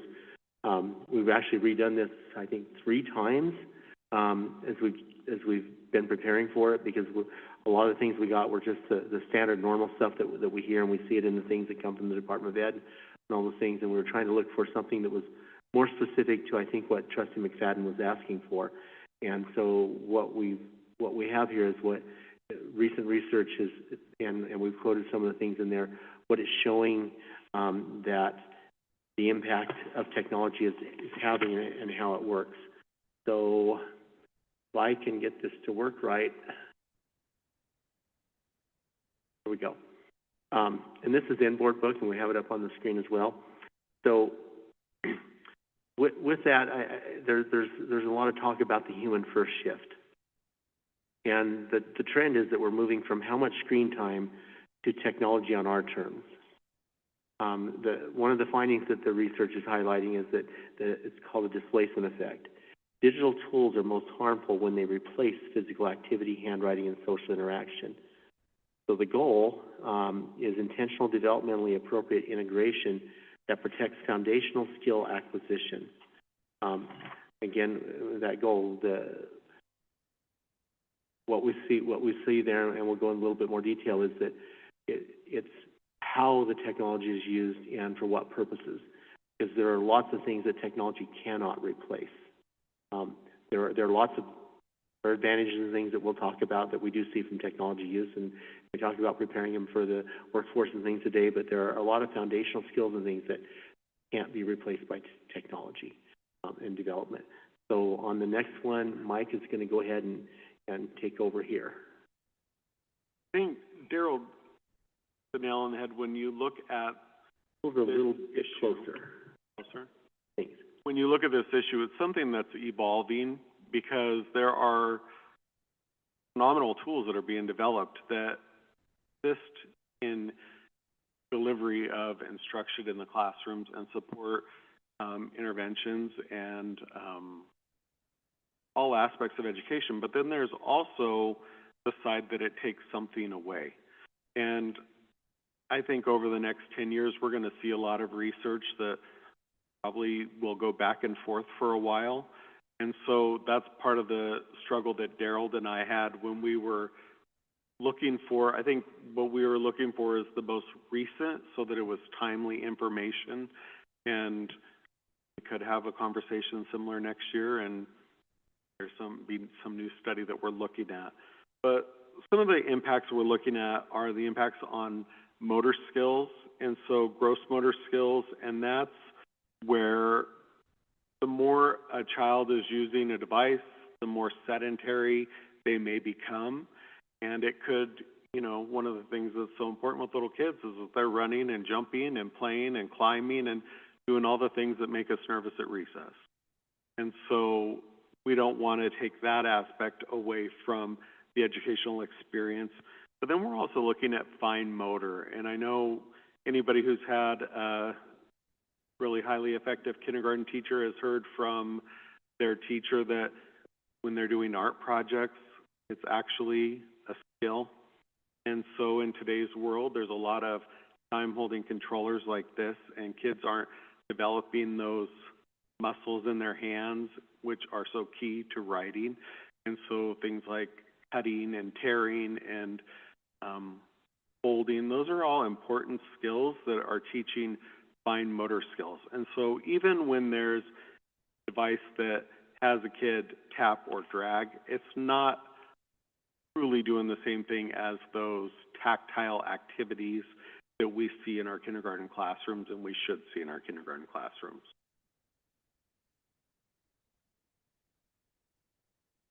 So when you're looking at brain work, and this is when Daryl talked about the fact that SB 460 is requiring professional development with a science of reading. This is something that's heavy in that because the science of reading really looks at the brain and how it learns to read and process language. And when they do these EEG studies, they're seeing that there are pathways. Kids, when they're tracing and writing, they're creating pathways which, when you think back to high school, I don't know about all of you, but I know one of the tricks we always learned for studying was to handwrite your notes because you remember it better. Well, that doesn't change. And I think one of the things we have to be really careful about is with the move towards the Nevada Academic Content Standards, which were modeled after the core curriculum, there's a lot of times you hear people say they don't have time to teach handwriting. They don't have time to do calendar. those are important skills that we have to protect, and we have to make sure that that's happening in our classrooms. I'd like to add something on that too, not if you notice, but lots of times you'll see me, I'm writing something down. I'm in a board meeting or when I'm in meeting stuff, I'll write it. Sometimes I type, but I learned as a child in school that I have to write it to retain it. Doesn't mean I'm going to read it again. A lot of times I don't read my notes again, but if I have physically gone through the act of writing something out, I'm way more likely to remember. I know that's in my learning style, and that's huge for me. I can't read my writing very good. It's just not that good, especially if I'm really fast. So it doesn't matter that I can't read again. What matters is that I did it through that act. So that helps me to learn and to retain that information. And that's an important connection with our kids as well. It's developing those memory skills because you're seeing things in more than one way. Because just seeing it on a screen doesn't bring it in the same way as when you're modeling or doing something with your hands. And that it reacts differently within our brain. It develops different pathways. And I don't think it develops as many pathways as when we're using our physical locomotion stuff. Okay, thanks. And I think when you look at research, it also shows that if a child leaves first grade reading below grade level, more than likely they're going to struggle academically their whole academic career. And so some of the studies we looked at really talked about 5- and 6-year-olds and their letter sound recognition based on the more handwriting they did. And that's also one of the things you learn about in your professional development with science of reading is there is a connection between handwriting and sounds and letter recognition. And to be honest, we want our students to be literate, able to produce written work as well as typed work. So.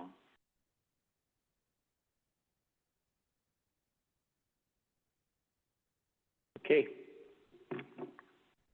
So foundational numeracy and AI gamification. So in some research, it was called motivation versus depth. It was centered towards mathematics, and AI-based gamification can increase math motivation and performance scores. And so in a lot of studies, there were an increase in performance scores on math by using technology because there was motivation things. However, it needs to be noted too, as we see that there's a warning associated with that. Technology often focuses on procedural speed, getting the answer quickly. It doesn't necessarily focus on understanding or developing pathways to understand that. And an example, I can use, I know with my son, when he was in school, he was talented in math. He could do math. But he had to understand math in order to do it. So one of the things that was very popular when he was there was the Mad Minute, the Math Mad Minute. And it was timed on your math facts. For me, I love stuff like that because math, to me, if I come out with the right answer, I'm good.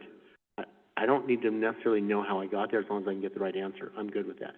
For him, it didn't matter if he got the right answer or not. He needed to know and understand the process. So when it came time and there was a time limit put, he could not perform well on those things that were timed. It just stressed him he couldn't do it. But when you get talking to him, you have him show the process. As soon as he understood the process, he thoroughly understood it.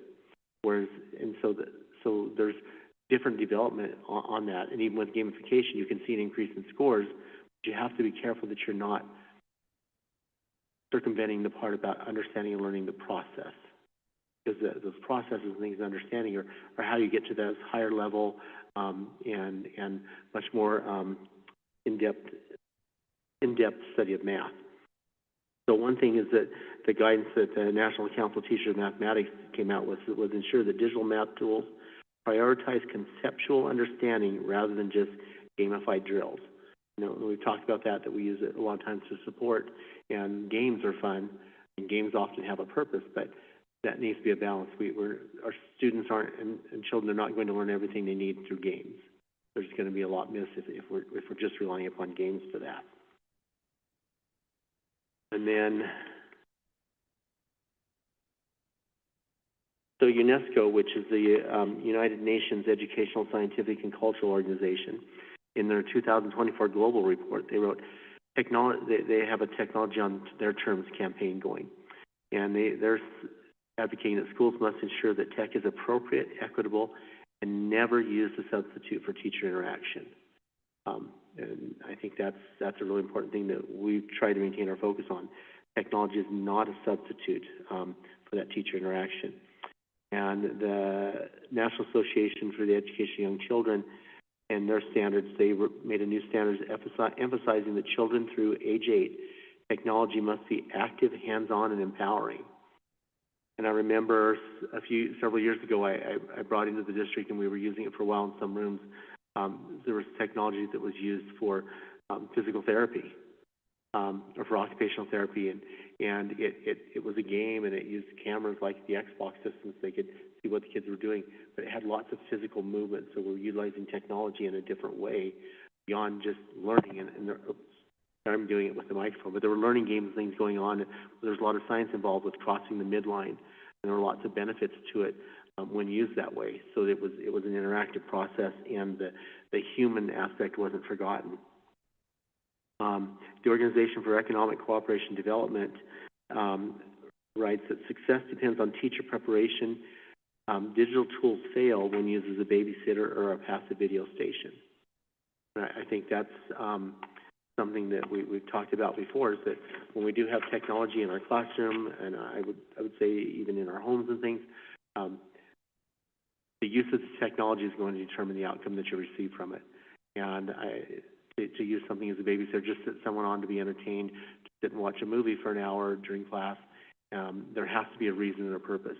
That human interaction cannot be taken away from the technology things.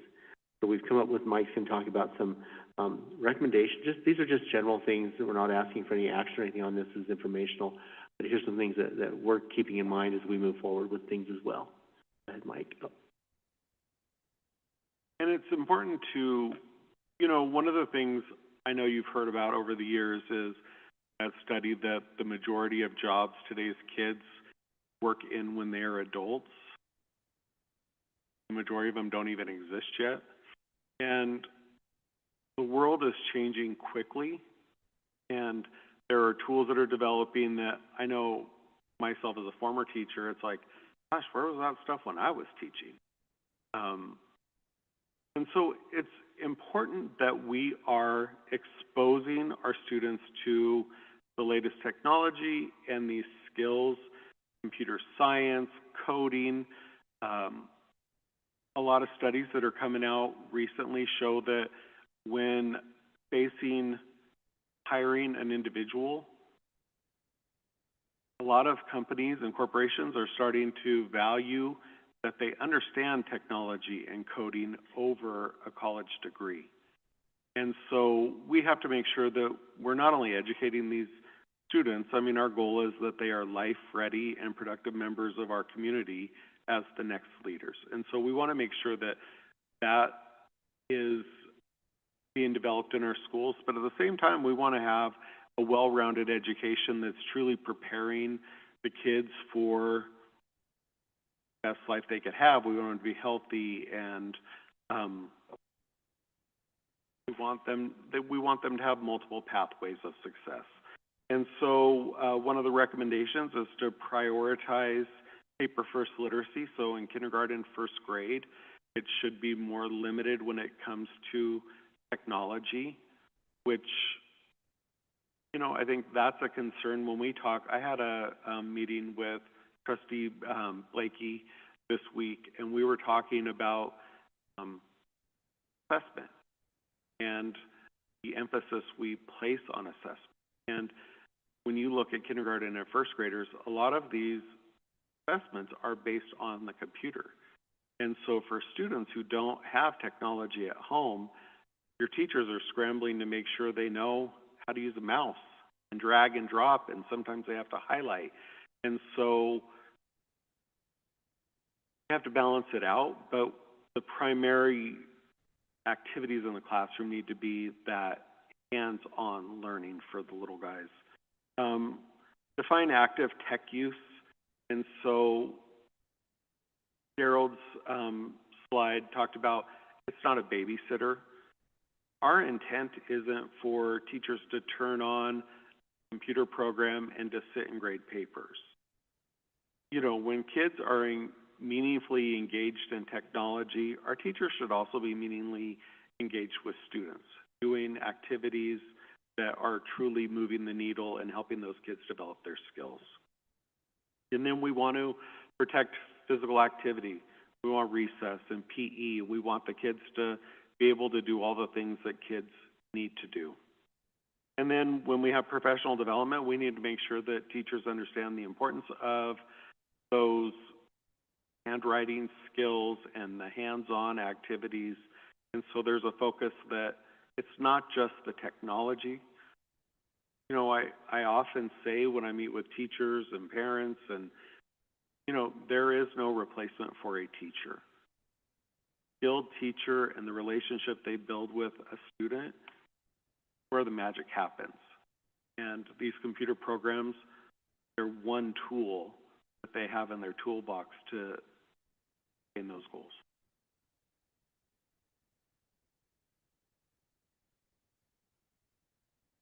So at the end, there's one thought that we have here in conclusion, is that technology is a powerful tool, but in the K-3 years, the most powerful technology is a child's own hand and a teacher's guidance. And it's important that we always remember that. There are definite benefits in technology. It's a part it has there. I don't think there's any way to not have that anymore, because it is important. There's certain skills, but we have to base upon and remember that in those foundational formative years, we need to see a lot. We need still to continue to see a lot of the basic skills and skill development, the handwriting and the thing and the coordination and all those things that need to be developed that cannot be developed when we're utilizing technology in passive ways where we're doing a lot of sitting and things like that. It should be a part, and I would go to even say that in upper grades as well. That's very important. I know when I talk to secondary students, especially high school students, one of the things that they often say is if they're in a class where very heavily technology laden, they'll say we miss our teacher, and I don't like hearing that, because you can be technology laden, but you got to have that physical, that connection and that relationship with the students that the teachers have to have. And in K-3, and one of the things that we have done, with our curriculum in K-3, we have the papers and things coming every year. So there's not just go and use the computer. We're providing to our teachers the resources that they need to be able to do that and have that physical handwriting development, all those things. So that's there, and as we work with teachers and we see needs, we'll look more, because it's very important that we maintain that. I don't think, a lot of times we see things and it focuses on what are the benefits of technology. Definitely are. There are definite benefits, but we need to really remember that there has to be still this great focus in the early development on the human first approach that we talked about things, and having that and having those skills developed that the kids need, and getting away from as much time. Technology is not really the problem. It's our use of technology. Sometimes it is the problem, the issue with development. That we can't let it replace those other things, I think, is the main thing that came out of what we learned as we were doing this as well, or I wouldn't say we learned, but it was reinforced heavily. We did include with this 2 other documents that as we went through, it kind of put together some of our thoughts and things. And one of them is more of a kind of a highlight with this, just kind of a breakdown of this in a different format. The other one had what are some possible questions and things that might come out of this. We're glad to answer questions on that. I can go over them, but you also have them to read. And you've probably heard a lot from us already on this. But basically, we need to have that emphasis on continuing that skill development that you don't get through technology.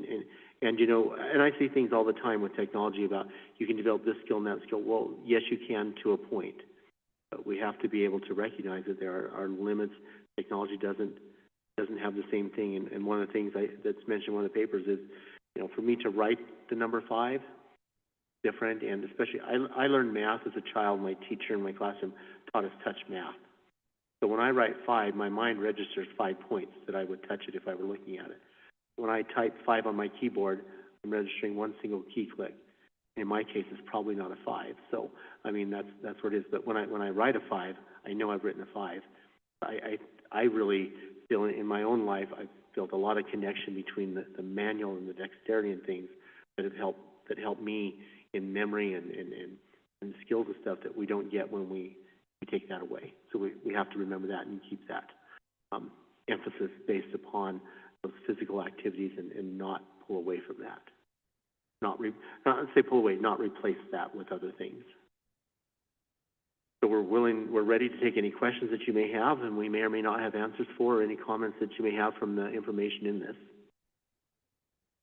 Okay, so I'm going to take up a few minutes here. This is something I'm very passionate about. Like Darrell said, it's my BMAR. I want to thank you guys for putting in the effort and the work, put this together and do the research. I'm loving what I'm hearing. I agree with almost everything that was said. And on my own research, just to piggyback, the brain stores information in different parts, different components. And the research is showing stuff you learn on the screen, your brain recognizes that and sends it to like a short-term memory locker. So it's harder to pull back in the future. For stuff that's physical, manipulated, you learn with your hands, your brain automatically sends that to a long-term memory. It's with you forever. To fight back on some of the businesses are wanting tech-savvy employees, I get that, and I agree with that. But we also don't teach kids how to drive cars at 4. It needs to be age appropriate, and when they're ready and when they've learned the foundations, then we can start moving on to the next level of technology. And then it was also mentioned how teachers are invaluable, and there's a biological reaction to learning in person and having that teacher that can see a raised eyebrow or a student holding their breath or some sort of manifestation of frustration. And we cannot replace that with a screen. Also got a written statement that I've prepared to read to the board. Whether our decisions are being guided by evidence and outcome, let's start from the beginning. I want to raise an issue that goes to the heart of our responsibility as a board. Whether our decisions are being guided by evidence and outcomes rather than assumptions and momentum. Over the last decade, classrooms have undergone a major shift towards digital instruction. This shift comes with strong promises, higher achievement, greater engagement, personalization, and improved equity. However, when we look honestly at the data, those promises have not been fulfilled. Despite unprecedented investment in devices, software, and infrastructure, we have not seen sustained or system-wide improvements in core academic outcomes, particularly in reading, writing, and mathematics. In many cases, achievement has stagnated or declined. At the same time, a growing body of research shows that heavy reliance on screens can impair attention, reduce comprehension, and increase cognitive overload, especially for younger students and those who are already struggling. This does not mean technology has no place in schools, but it does mean we must confront an uncomfortable reality. More technology has not reliably produced better learning. As trustees, we are not here to manage classrooms, but we are obligated to ask hard questions about return on investment and educational benefit. I propose the following questions. What credible research supports the level of screen use we use now? And how do we evaluate whether a tool is truly improving outcomes rather than simply being widely used? How much instructional time is screen-based at each grade level? And how do outcomes compare to more traditional low-tech instructional approaches? What mechanisms do we have to scale back or remove tools that do not deliver measurable gains? Again, this is not a call to remove technology. It's a call to ensure that technology remains a tool, not a pedagogy, that it is used intentionally, sparingly, and where it demonstrably adds value.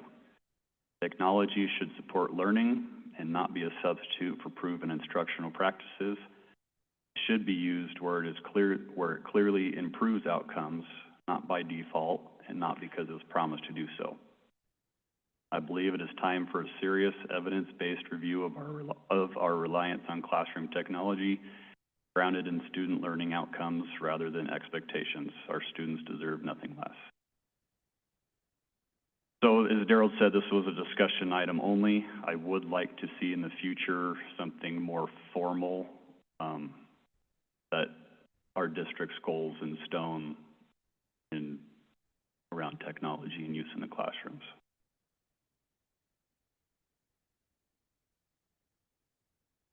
Thank you. Anybody else? Thank you for the work and the review of the research. I appreciate that. Thank you. Phil, for making it a priority for you and for sharing your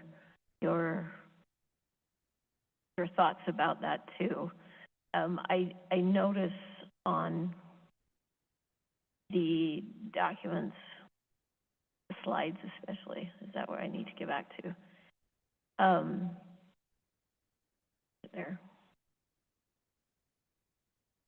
The recommendations for the school district.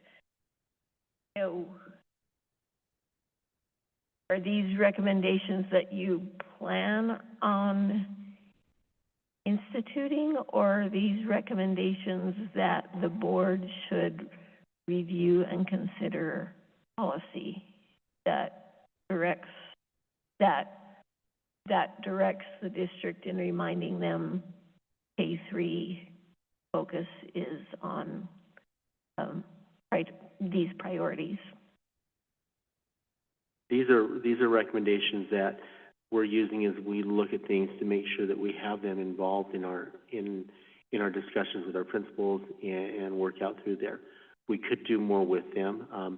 We haven't yet taken the time to look and see, because we do have some policies. We have a policy that we just developed about AI, and then some of our policies with technology, with curriculum things. So some of that, there's probably some areas where we could look at some things in policies with that, to maintain this emphasis, or it could be something different. But at this point, what we're doing with these is, these are good, solid, that should be a part of our discussion at every school, and that we're with that. So we'll be utilizing this with our district administration, our school administrator, with school administration as part of our continuing effort to improve the outcomes for our students. And this is like good science, and when you make sure that you're utilizing all those things. I know a lot of teachers, they do this, and so like some of the questions that Trustee McFadden had about kind of stuff, I don't know the answers to those where we're at, and I imagine it varies. It could vary by classroom to classroom as well, as far as the amounts of things. But I know that especially our younger teachers, they do want to keep and maintain that emphasis on the skills that develop more appropriately with the kids and on the technology. They use the technology at some point. But so it could go more, and the board could do more with it, or we're going to maintain these in our work with administrators as well. We'll get. I know the board can't take action or direct us to do anything on this because it's an information-only item. But know that because we and Mike and I have talked about this, that we're going to maintain this as a focus on as we push for the implementation of things, because it's good, solid teaching practices in the development of students. And just to add on to that, I love that you agree with it and you're implementing these practices. It's just our role as a board is to think into the future, and with you retiring, we don't know who our new superintendent is. That's where I would love to see some policy and regulation that matches our 75% of use of the curriculum policy, something to that effect.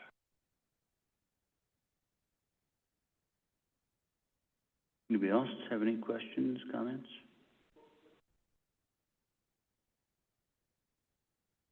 I think that's one of the things that Trustee Blakey and I heard when we met with the teachers at Numa Elementary School. And I think what we really need to do is clarify that policy when we say 75%, for our teachers, what they're thinking is they're stacking all the textbooks, the teachers' manuals on top of each other, and they're saying, I have to get through 75% of these pages. And so they're thinking quantity, which in my career, I've never gotten all the way through any textbook because there's so much in those programs. You know, there's a little bit of something for everybody. And so as a teacher, you have to look at your standards and pick and choose those important components.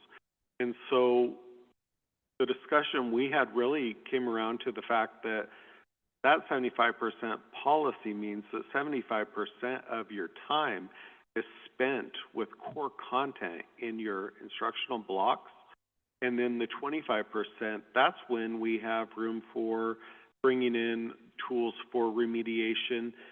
There's a lot of questions about kids who are below grade level.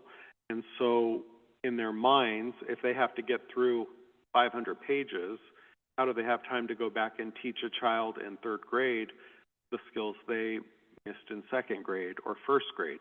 And so we really had a robust conversation with them about, you know, those instructional practices and use of resources. And I think that that's a conversation that we as administration, Daryl and I with our principals, are going to have to talk about with our teachers. But even you as a board, when we talk about these policies and really communicate with our teachers, you know, what we want are individuals who understand the pedagogy and are able to put plans together to meet the needs of students. And that isn't necessarily getting through page 1 through 25.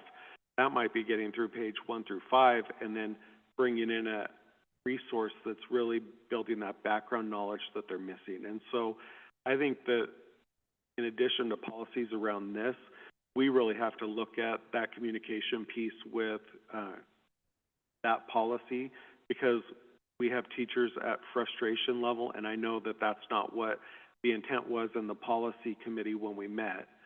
The fact is we wanted teachers to use the adopted curriculum that was state approved and vetted, and that's what's important. And so I think that, to your point, there's a whole conversation that needs to be had, and we're just starting to have it. I agree, and with the rollout of any new policy, you're going to have speed bumps and frustration and uncertainties, and it's just going to take a little bit of time and some training and to get everyone on the same page. And I think too that, like, even with the curriculum for the younger learners, even though there's some technology resources available there, there's a lot of emphasis within it about these things that we've been talking about. And there's a lot of resources that needs to maintain that. And just so you're aware, we have a leadership meeting tomorrow morning with school administrators, and this is on our agenda. So those are actions that we're taking with it as well. Well, again, I just want to thank you guys for putting together this presentation. It's a discussion that I think we really needed to have. Thank you. Anybody else? Okay, thank you guys very much. Let's move on to, where are we at? H. Discussion and possible action, approval to provide hiring incentives for the 26-27 school year utilizing district funds. Presenter Superintendent Parsons and Cameron Sorensen, Human Resource Manager. Thank you, President Malkovich. So Cameron wrote a memo that's in here in board book, and as we've evaluated and we've looked at things, the past 2 years we've had, the board has approved some rather lucrative, some very good hiring incentives that, and you see the results in there. He has on where we've been with that. We have, the turnover rate, so I think we're looking roughly at about 2/3 of those are still going. And while that's good, we're also trying to look for the long-term and long things. We know that we don't have the federal funding things that we've been able to use for some stuff too, so a lot of that is changing. So we've tried to develop what would be a plan that would give us an edge to help us to hire someone, but also perhaps maintain some of those resources and work on maintaining people and retaining people. And we have looked around. Cameron did some research. I did some more about what different districts are doing and things. And the districts, sometimes they kind of wait and see what everybody else is doing, then they'll act and do something.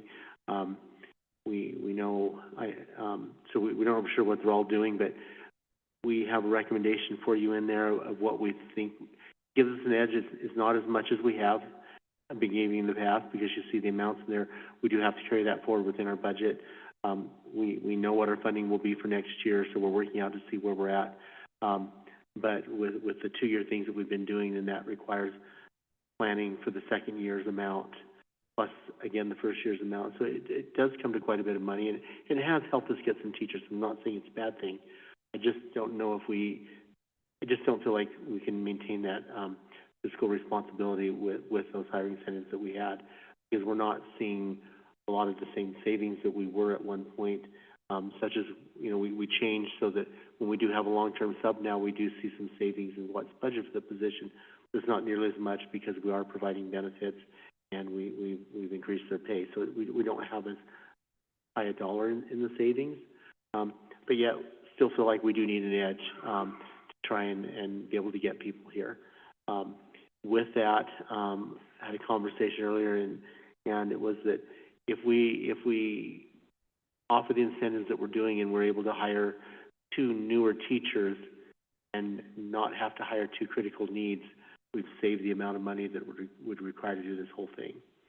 So I would love to be able to say we're going to offer you this, but we need to we also need to keep some focus on the retention of the people that we have, not just new people in their first year, second year, and then, we still have a 33% turnover rate on that, which is still pretty high. And we realize that in today's market, today's job market is way different than it used to be. So, if there's not 20 people applying for every teaching position, the days that I remember that weren't that long ago, there's 20 positions, and you're lucky when you get 5 people to apply at this point. So we do have several things that he's been doing with recruiting and stuff, and doing lots of things on a national level, trying to appeal around, because there's a lot of the job offering things are coming through social media and electronic means and stuff now, not as much on the recruitment fairs and that's happening. So we did propose in there. I want to give you the right numbers. We had on what we have. So what we're proposing is that we do offer a licensed teacher new hire incentive. It's a $2,000 incentive. $2,000 would be payable when they first get here, but we would also have an agreement with them that is complete their first and second year contract, and if they don't complete the second year, they're still going to be prorated back on that. Even though it's not as much money, we are trying to get a commitment. When we give you a little extra money here, we want a commitment. And along with that, $3,000 for special education, because that's still a harder thing. And we are going to emphasize within the things that we're putting out for those positions that deal with special education, school counselors, and the positions where we've increased the base that receive a higher rate of the $3,000 to $5,000 base increase, and the additional days, so that those rates are published out so people are aware they make more money in those positions. So we're going to really emphasize on that, and hopefully with that and this rate, that gives us an edge to be able to attract some people. Not as much of an edge as the $14,000 that we were doing, or whatever, in the $7,000 or $7,500 to $12,000. But financially, that's harder to maintain. So whatever the board decides we can do, and we can work into the budget. We know that we're talking. We don't know where the budget's going to be yet, but we will have to work this in. Hiring season is starting, so if we don't have it out there now, that could impair our ability to hire the staff that we need. Questions, thoughts on it? I have a recommendation. I don't know. I'm not the expert in this. I'm hoping these guys know what they're talking about. I guess I just want to say that I appreciate the memo with the data and information, because it looks like while the incentives were effective with attracting people, the retention piece is obviously the issue, with a lot of teachers leaving before that second year even. So I definitely support, revising the incentive as you've suggested, and it'll be interesting to kind of continue to track this data along with like the exit surveys, so that we can kind of figure out on the retention part maybe what are some of our bigger hurdles there. Yeah, and I'll just add to, Lyon County, this is currently the amount that they're offering for this school year for the incentives. Lander County, I think it was $5,000 for gen ed and 10 for SED for the upcoming school year. So there's still school districts offering the incentive, and so I think we need something to incentivize people to come and look at Churchill. And we're going to try really hard to let everyone know how wonderful a place Fallon is to come and live and be here and work here. And really that's the big thing people are a lot of times looking for, is great places to live and be. We're close to the Sierras. We're in a really good spot, so we're trying to push a lot of that and just help people be aware of that. Hopefully that helps us too. Some of the other places in the state, I graduated in Battle Mountain, but I'd rather work here. So situations are different around the state, and I love Battle Mountain. I was there; it's a great place and everything. But as far as attracting people, it does take more in some of the more rural counties than we are to attract people. Oh, and I will say, like, after this evening, if this is approved, with our proactive recruitment tool, we've met with Frontline twice now the past couple of weeks, and we're ready to get that activated. So I have our profile created. Now we just need to get positions approved post for the next school year, and we're meeting with our principals tomorrow regarding that, and then we'll get our advertising campaign on proactive recruitment going and start the recruitment process for next school year. And with the proactive recruitment, about how many do they expect that opens us up to? Closure, about how many? Oh, nationally there's over 1 million people on K-12 schools within the state. I provided the numbers in my memo, and I don't have it on top of my mind right now, but it's like 20,000 or so in the state of Nevada alone. So, and what's neat about that tool too is it's K-12. It's kind of like a LinkedIn for educators, and in the tool itself, we can modify to candidates who have been active within like the last 2 weeks or 8 weeks. So it's not just going to profiles that aren't active. So just some food for thought, and I'm not opposed to this, but just in thinking if there's a better way to invest these funds instead of hiring incentives, maybe if we all know that teachers don't teach for the money. If teachers are happy where they live, happy where they work, that goes a long way for retention and also with hiring through word of mouth. So just in my head, I'm thinking of better ways if we can use this money to help improve staff morale. Like you mentioned, we're close to the Sierras. Maybe we can have a raffle for a ski trip, but I don't know. The data's showing that what we're doing isn't really working all that well. And that's part of the thought process with this, is that this gives us something that could put somebody, I'll go here, they're offering this hiring incentive. It's not a lot, but it's enough to maybe give us a little bit of an edge, but that saves all those other money that if we were to follow the model we've been doing, we have those funds to be able to use towards purposes like that, or, to keep here with the people that are already here. So then I'll make a motion to approve the hiring incentives for the 26-27 school year utilizing district funds as proposed. We have a motion by Trustee McFadden, a second by Trustee Bullock. Any more board or public discussion on hiring incentives? Okay, all in favor? It is unanimous. Thank you very much. Moving on to 16, discussion and possible action regarding future agenda items as requested by the Board of Trustees, and clarification of requested agenda items. You want to start on the far end? You ready to go? Sure. I've got 2 tonight. Just when Daryl thought he could check one off. I'm going to ask that we bring back the already checked off, Joe. Well, I'm going to ask that we bring it back as an action item. That way the board can give direction on the reliance of technologies for students. And my second one is, before Mr. Parsons retires, I would like to see the research and framework he has worked on for returning to K-5 schools.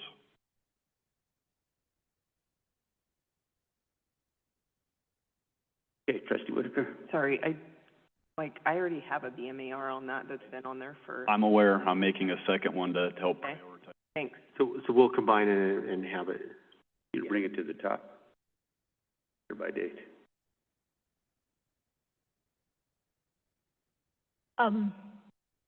Since we ended on the hiring incentives, I'd like a BMAR for a discussion about growing our own teachers. I know we're doing some of that, but some other possibilities that we should consider investing in. You? Nothing?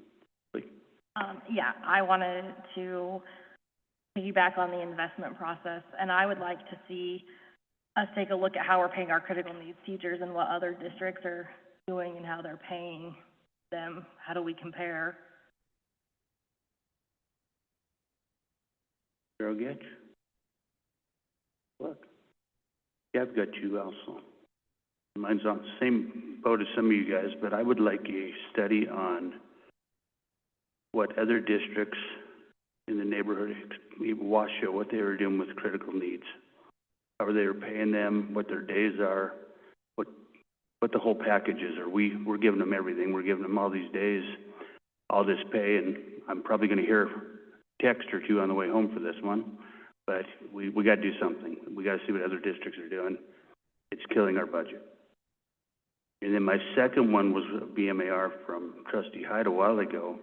I think sooner than later we have to get what other non-classified district office, whatever you want to call them, of equal size, just like we did with the superintendent, how much they are being compensated, what their package looks like. That's coming on us quick too. We realized with the superintendent we were a little bit lean where the wording was. I would like to see where we're at on other positions. Anybody else? We just got that 2 pages again for you. Yeah, we're back to 2 pages now. You did so well on the last ask, now we're anxious to get all of this good information. Well, the good thing on some of these and the one you just asked about, I already have some stuff in the works, so we'll get them back to you quickly. Okay, moving on. 17, next board agenda setting meeting. Agenda setting on Tuesday, February 3rd, 2026 at 4:30. Trustee Blakey, you're good. Trustee McFadden, you're good. Okay, we will move on to public comment. Members of the public who speak are asked to state their name for the record and will be limited to a uniform number of minutes. Board members may respond briefly to public comment but cannot deliberate on matters that are not listed on the agenda. Is there any public comment tonight? All right, seeing none, one reminder before we adjourn. It is Tuesday, not Wednesday. Don't be going home tonight thinking it was a Wednesday board meeting. We are now adjourned.